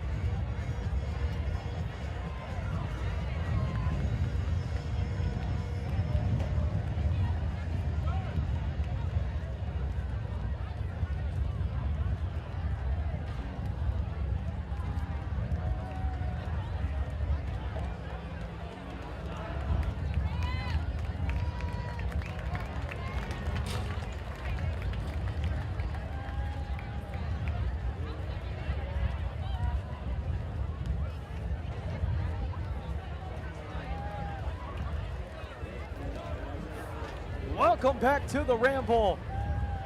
The 2023 season has been a hit so far. 48-0 at halftime, Jonathan, and it's been all Riverview. What have you liked from this first half? I mean, the biggest thing I've picked up on is the absolutely explosive offense. You know, like you mentioned earlier in the first half, the addition of Brody Wiseman at offensive coordinator. And like I've been saying, the community that we did not see last year that we are now seeing this year, the chemistry, the bond between players, the connection, the quarterback to receiver connection between both Anthony Miller and Anthony Campbell with Braxton Thomas is absolutely absurd. Yeah, the offense has been incredible tonight. You know, Braxton Thomas, 3 passing touchdowns. Anthony Miller, a 35-yard passing throw to Anthony Campbell. And then he also has 2 receiving ones as well for both more than 30 yards. Anthony Miller's been getting it done. Everybody has been getting it done. You look on the defensive side of the ball. You have Travis Smith Jr. with an interception. Jermaine Mitchell with an interception. And then Andon Clough with a pick 6. That made it 35-0. We now enter half number 2 with it being 48-0. And Riverview will begin the second half with the ball. Right, and we are not only beating the Southeast Seminoles in the air, but also we've been extremely dominant on the ground. The running back core in Isaiah Bell and DJ Johnson. Excellent job by both of those running backs. And DJ Johnson hasn't got 1 carry tonight. We think he might be dealing with an injury that he suffered last week against Hillsborough, but it really hasn't been so much the running back duo of Isaiah Belt and DJ Johnson. It's been the running duo of Isaiah Belt and Braxton Thomas, who has broken away a couple times. He did have a rushing touchdown that was called back earlier in the first half. Riverview still scored on that drive, on an 18-yard reception by Anthony Campbell. But whether it's running, throwing, Braxton Thomas has done it all. It's been an instant impact for the transfer from Desert Vista High School in Phoenix, Arizona. Last year, he threw for 2,275 yards, accounted for 22 touchdowns on the season as well. And he's proving that tonight with his level of play, his level of awareness. He looks like a veteran quarterback out there. And that's what the Rams need. They need a true veteran quarterback. And they might have found that with Braxton Thomas. Right, every offensive player that we've seen tonight is extremely light and quick on their feet, in contrast to what we are used to from this Riverview offense. Last year, not a mobile quarterback in Jeremiah Dawson. A contrast to that in Braxton Miller this year. Absolutely essential to this 48-point lead here starting the second half. And the Rams will obviously like to finish this one off. We will have a running clock for the entire second half, so it should be more of a lighter, quicker second half, a lighter scoring second half for the Rams. But the Rams have a tough test next week. And obviously, getting a win here tonight is nice against Southeast. And by no means should Riverview stop playing hard in this game and look ahead to next week. But we're not playing, so we can go ahead and kind of look to next week. The team Riverview lost to last year whipped them 56-7. They were top 15 in the state last year. I believe they come in with around the same ranking this year. This Riverview team looks more ready to compete with the top squad. Riverview has been training. Josh Smithers has really devoted his teams to playing against top-tier competitions. The first 2 years, it hasn't been successful for the Rams. There's no secret about it. Losing to Sanford Seminole 2 years in a row. Losing to Butte Holtz last year. But now you have an opportunity this season. You have Venice on the schedule. You have Butte Holtz on the schedule. This is the year the Rams need to break out, and you see that glimmer of hope right now that maybe before last year you didn't see when we got blown out by Sanford Seminole, then followed by another blowout at Butte Holtz, then a tough double overtime loss to Palmetto. But you get a nice preseason win over Hillsboro. You dominate at home versus Southeast. Now this team is trending in a positive direction that this team hasn't been trending in going into those tough matchups. Riverview has really struggled to start the year right these past couple of seasons. They've done that now. Josh Smithers said it was one of his main goals was starting the season right. That way when they're going to play those tough teams, like they will next week against Butte Holtz, they'll be more ready. You're absolutely right, Addison. I'm expecting this Riverview team to march into next week with a new confidence that we have not seen from them in a long time. This absolutely dominant performance should carry into next week. Butte Holtz is coming into the Ram Bowl to play the Rams at their home field after an absolutely dominant performance. Exciting to see what we'll see from them next week. And half number 2 is underway. And here is Jaden Wheeler on the return, still on his feet, and gets to around the 33-yard line.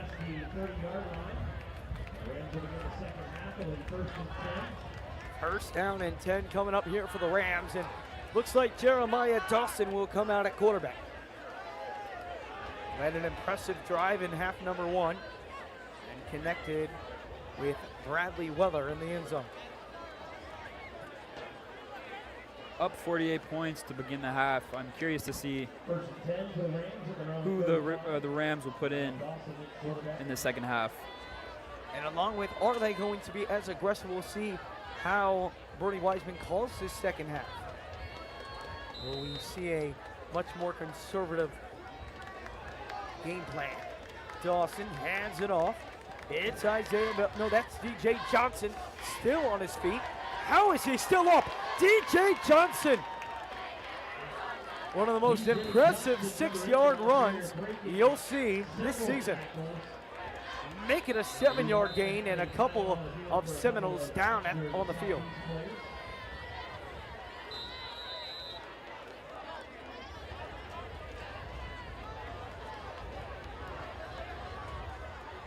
Appears to be an issue in the lower back. It is Greg Robinson, the man down around the 33-yard line.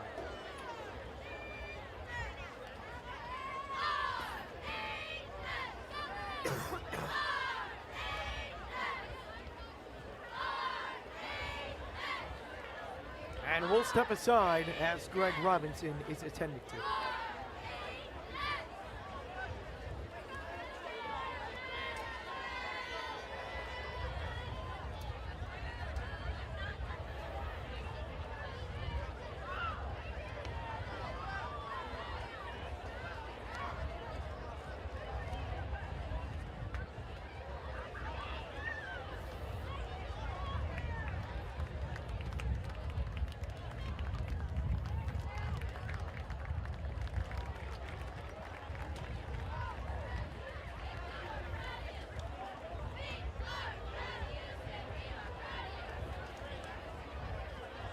Off the field on his own power, good to see. And it will be 2nd down and 7 coming up. Or 2nd down and 3.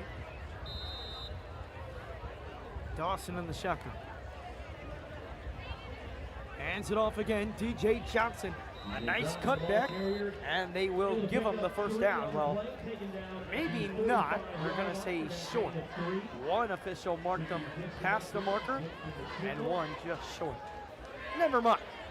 They will move on. Fresh set of change for the Rams, and it's 1st down and 10 from the Riverview 45-yard line. Dawson again the handle. DJ Johnson hits the outside. There he goes. Tripped up and down past the 35-yard line.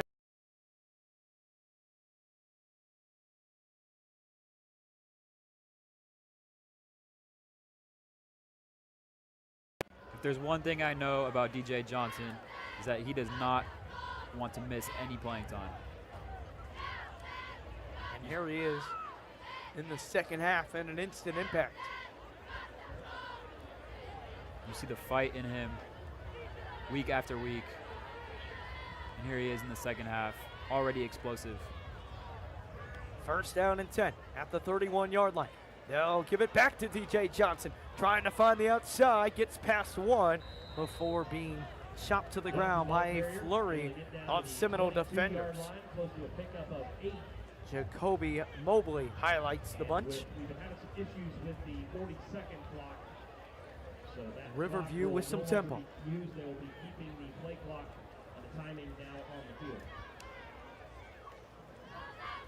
Another handoff. DJ Johnson trying to follow his blockers.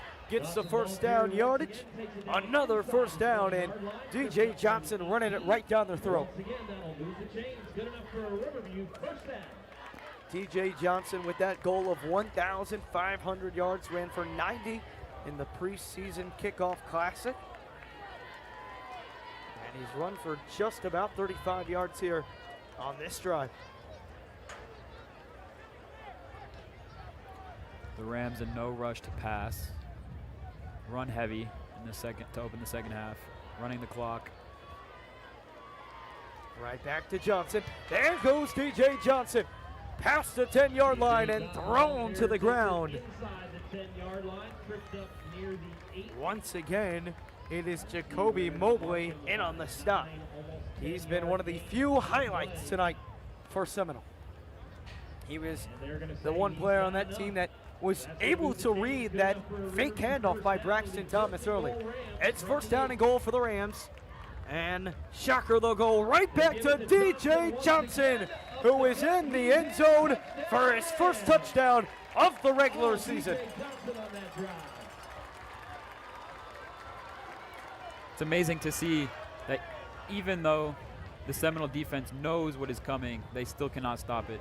They did not change the game plan one time on that drive. DJ Johnson, DJ Johnson, DJ Johnson, And shocker, it was DJ Johnson again. Rams up 54-0. And it is, guess who? Anthony Miller to attempt the extra point. And Miller's extra point is up. And it is no good. Anthony Miller cannot complete the trifecta yet. 54, Seminoles nothing.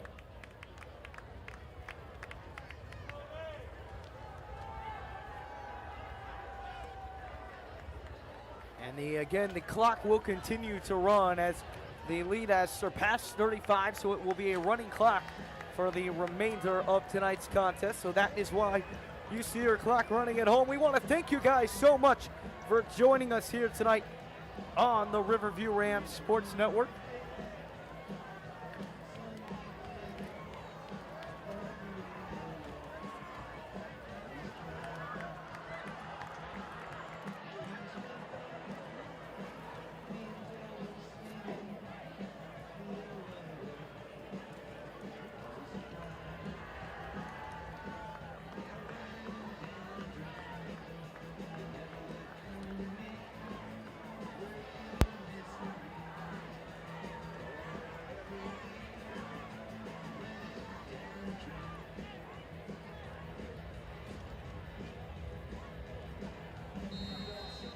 And it will be Anthony Miller to boot it away.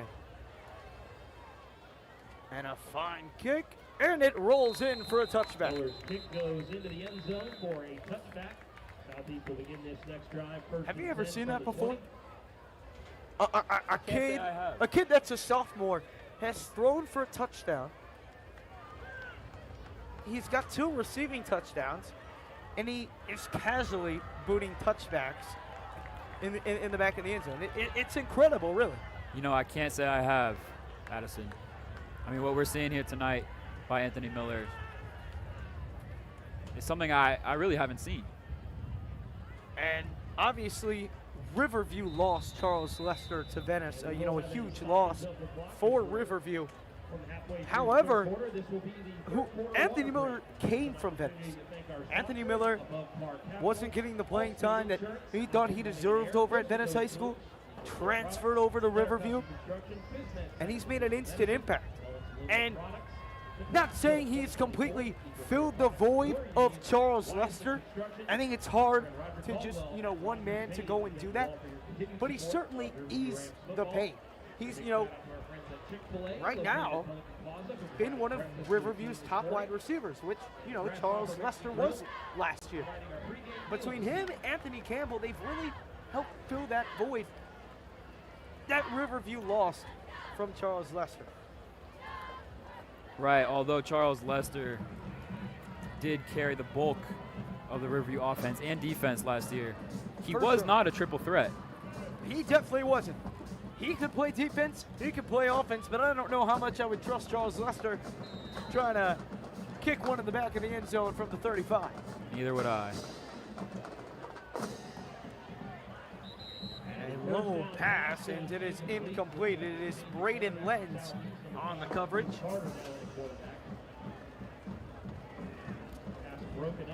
Charles Lester, committed to FSU, the 5-star recruit. Played his first 3 years at Riverview. Second down and 10. Hands off up the middle, and the amount of times that has worked is the amount of times Southeast has scored tonight. Gibson nowhere to run, and it's third down and 10. A yard. That'll bring up third down and 9. This Riverview D-line that we've seen tonight. It's been so impressive. Like no other D-line I've seen in recent years. Absolutely impressive. And even with the loss of DeMarcus Abner and Dante Abner,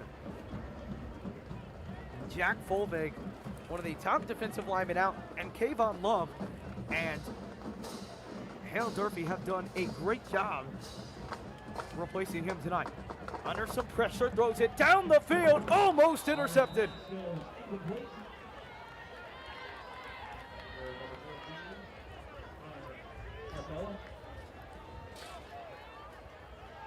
and it will be 4th down.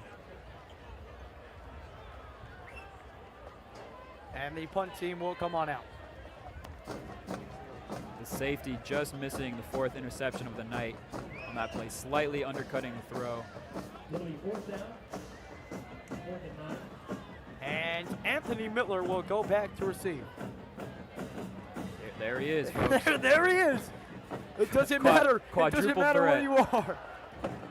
I wouldn't be surprised if he brings this one home. Are you calling that right now? I'm going to call it. Call it right I wouldn't be surprised. That's all I'm saying. They bring no pressure. And wisely kick away from Anthony Miller.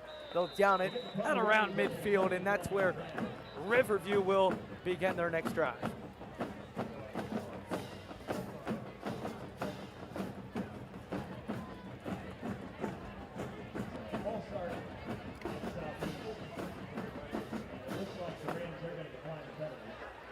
Was a false start on Southeast. Penalty will be declined. So Riverview will start dead on at midfield.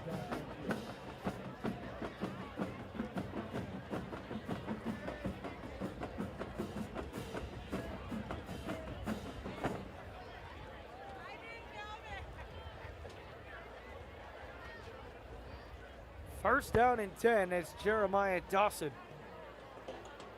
remains in the game as quarterback. And DJ Johnson trots back on out there.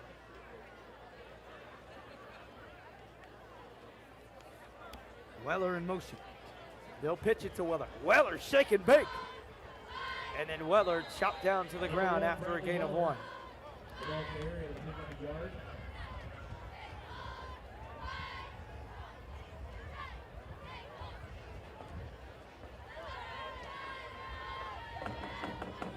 Second down and 10 coming up.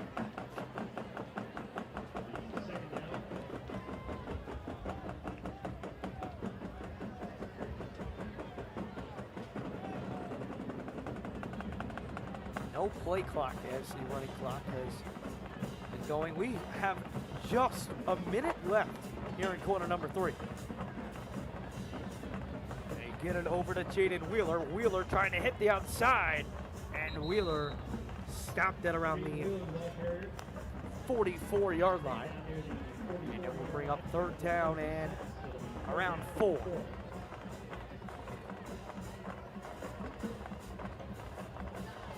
Jaden Wheeler with his 2nd rush of the night. 10 yards on his campaign. 3rd down. Dawson in the shotgun. Hands it off up the middle. DJ Johnson stays on his feet somehow, some way. Still on his feet. Taken down past the 30-yard line.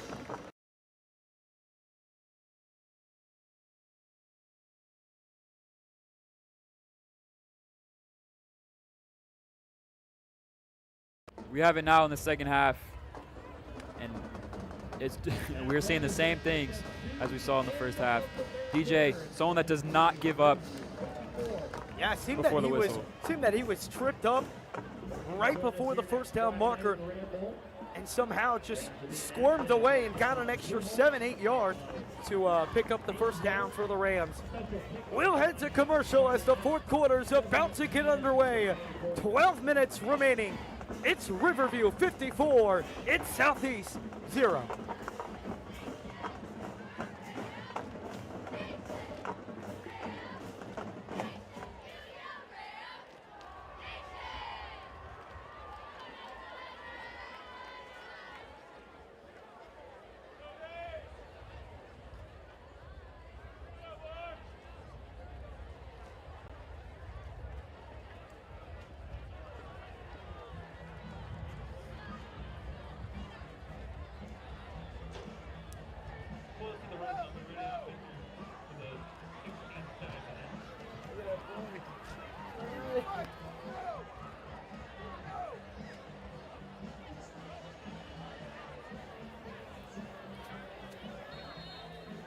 Fourth quarter action here at the Ramble. Dawson Drops back. Lincoln It's a State's screen over to Jackson Waptrowski. And Waptrowski taken down after a gain of 5. Lincoln State's lined up in the backfield for the Rams. The third string running back, the senior. Also plays linebacker. Although does not get many reps, good utility player for the Rams. Great player to have on the roster. Great strength, great explosiveness. Especially on those 4th down and shorts or 3rd down and shorts. He's a guy that you can go and lean on to pick up that extra yard. A player that is not afraid of contact. Will run you right over. 2nd down and 5 at the 25-yard line of the Seminoles.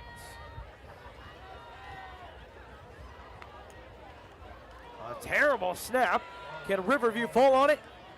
Yes, they can. Been a couple of those snaps tonight that have caused trouble for the Rams.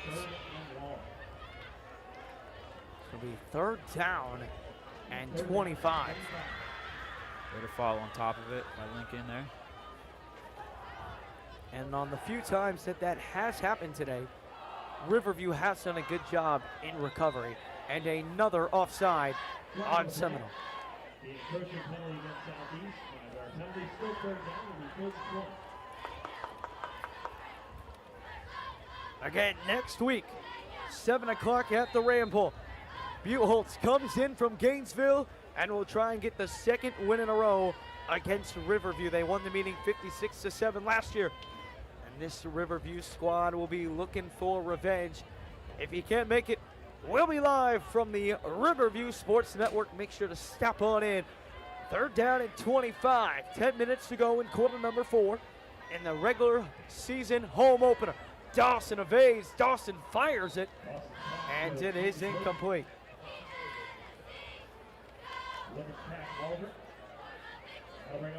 Dawson missing 2 open receivers downfield. Something we saw last year from him as well.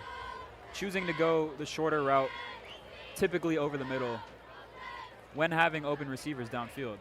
A typically conservative quarterback. 4th down and 20. 4th down and 20, and the Rams will elect to go for it.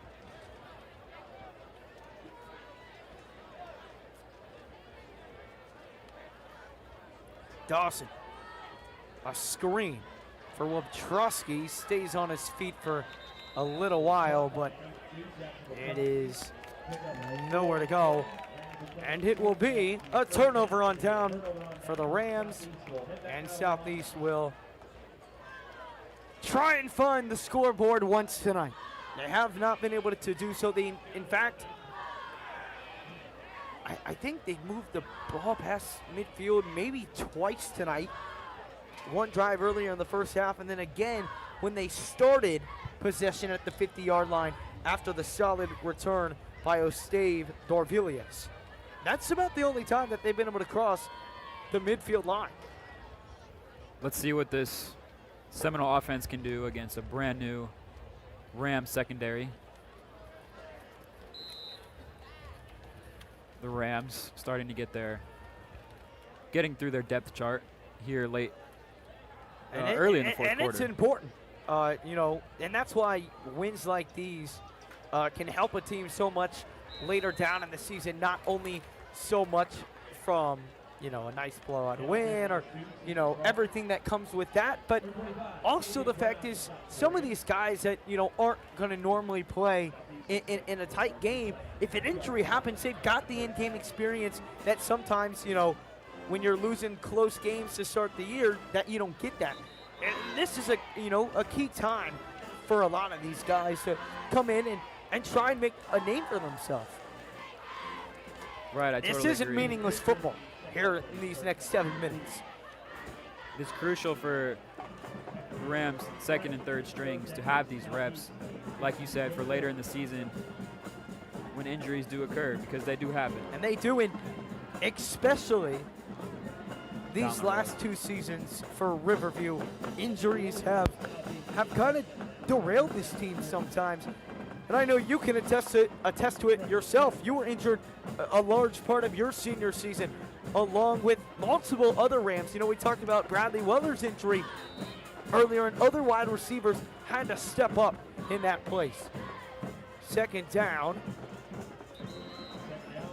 And a positive gain of around 13. And Southeast moves it past midfield. Again, trying to find the scoreboard for the first time tonight.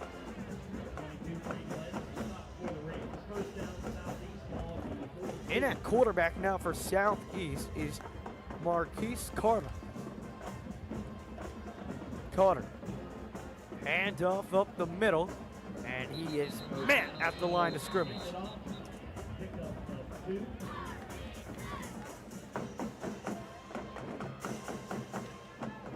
Al Oliver in on the stop. 6:03, halfway through the fourth quarter. It's been one of the quickest second halves that you'll see here at the Ram Bowl this season. Another handoff up the middle, stays on his feet, is Crawford before being met by a flurry of Rams behind the line of scrimmage. Third down and 11.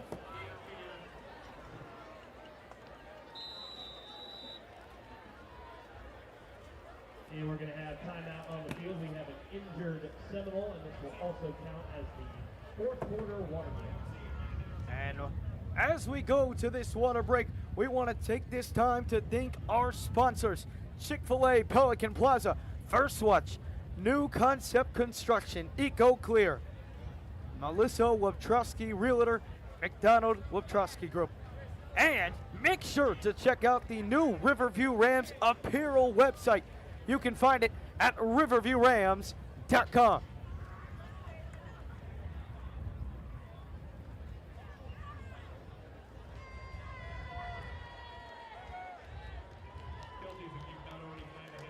Positive opening week for the Rams. We've mentioned it a couple times here in these last 20, 25 minutes or so. The test next week is going to be a big moment, not only for this team, but for this season. The Rams have a few tests that they've got to face. They've got to face Buchholz next week, and that's no easy task. They've got to face Venice this season. Obviously, that's no easy task. Venice has won 4 times against Riverview in the last 2 years. 2 times in the regular season, 2 times in the playoffs. Next week is going to be a true testament to how this team performs. And a terrible throw right there, and it is almost intercepted. James Griffiths. James Griffiths nearly intercepts it for the Rams. It'll bring up 4th and 11. But yeah, games like these are great to start off the season. Like you said, leading into those big games for later down the road gives the Rams a confidence that they need. And we expected, and I think Riverview came into this game expecting to win. Now, whether they came in expecting to win by 50 or more is to be determined. The coaches might tell you that, the players might tell you that, but a 50-point win, I don't know if anybody comes in and expects that. That gives you a new set of confidence, and a 50-point win is great. But Southeast is Southeast. They went 1-8 last year.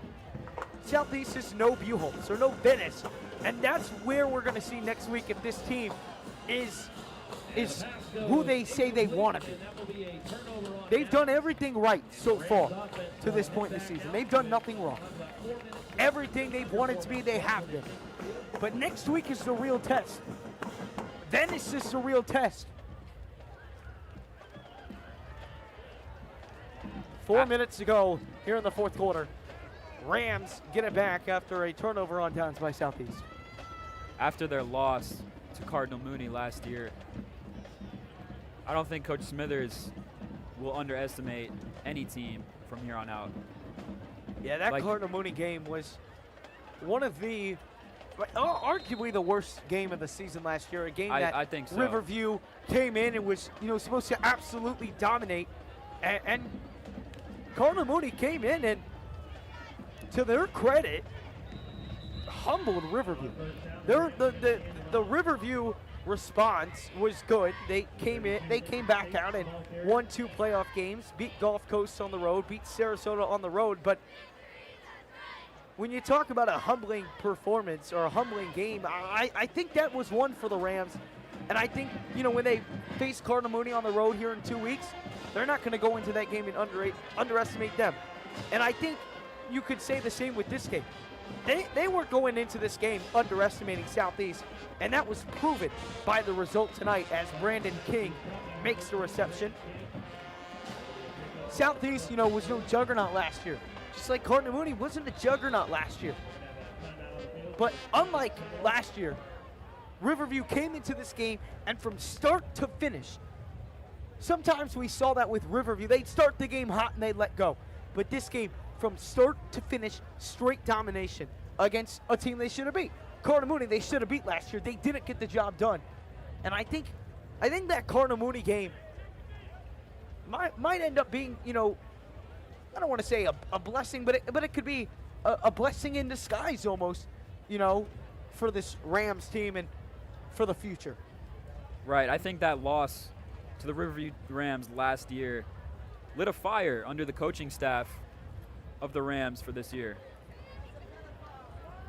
Yeah. Especially considering the dynamic of the two teams, Cardinal Mooney and the Riverview Rams, a rivalry, in-town rivalry that has gone on for many that years. hadn't been played in many years. First time in a while that those two teams had played. A team and Cardinal Mooney won. A game that Riverview was expected to win by a lot. Cardinal Mooney, the underdogs, come in full head of steam, caught the Rams lacking. Absolutely, and the Rams in 8A, Cardinal Mooney 4. There's a difference of level that the teams are supposed to compete at, and again, to Cardinal Mooney's credit, they came in and did their job, and Riverview didn't. But again, I think these two games correlate on the difference of these two teams, or the two different Riverview teams that we saw last year and that we're seeing this year. Right, 2:25 to play in quarter number 4. Riverview is going to walk out of here with a 54-0 win, and they are going to punt it away. I think the bottom line is that the Rams coaching staff and players that are still here from last year took that game as a lesson, and they're not going to let it happen again, as we've seen here tonight. And I think it also correlated to, last year's underwhelming season. I was talking to Majestic Van Ingen this past week, and she had mentioned how hard Coach Christiani had worked this whole team in the weight room and just mentally. She said there's never been a tougher mentally or a mental summer. There's never been a tougher conditioning summer. The coaches, I think, understand, the things that went wrong last year, and, that's not the standard here at Riverview High School, and it's got to change, and I think that correlated to the offseason. I think this group I know that this group has been put to their toughest summer yet. Coach Smither said it, Majestic Van Ingen said it, and many others have said it. And I think there's still a lot to be proven, but I think we're getting glimpses of it. But again, next week, oh, it's going to be a big one. It's going to be a fun one. And we hope to have you with us here on the Riverview Rams Sports Network. If you cannot make it out to the Ram Bowl,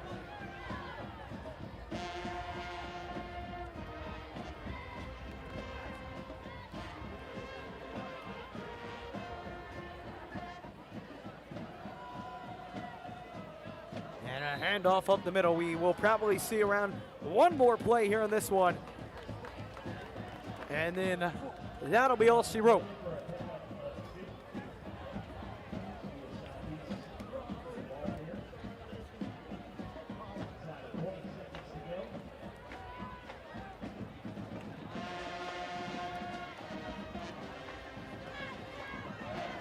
And on the final play of the game, a swarm of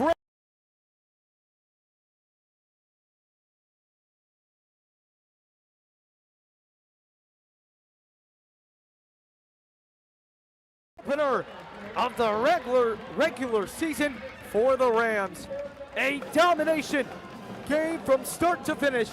It's the Riverview Rams 54. It's the Southeast Seminoles 0. Offensively, defensively, special teams.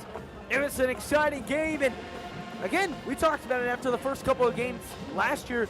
You know, you weren't really over the roof excited about what this team had to offer. I think a lot of people are now after these past 2 weeks. Right, I think I speak for everyone when I say this. But I am excited to see what this Riverview Rams team has to offer. Both offensively, defensively. This is a brand new Riverview Rams team. A new team chemistry that we did not see last year. And that will wrap it up from us. Thank you so much for tuning on in to the Riverview Sports Network. I'm Addison Risco, alongside my partner, Jonathan Morelli. We'll see you next week for Riverview against Buchholz.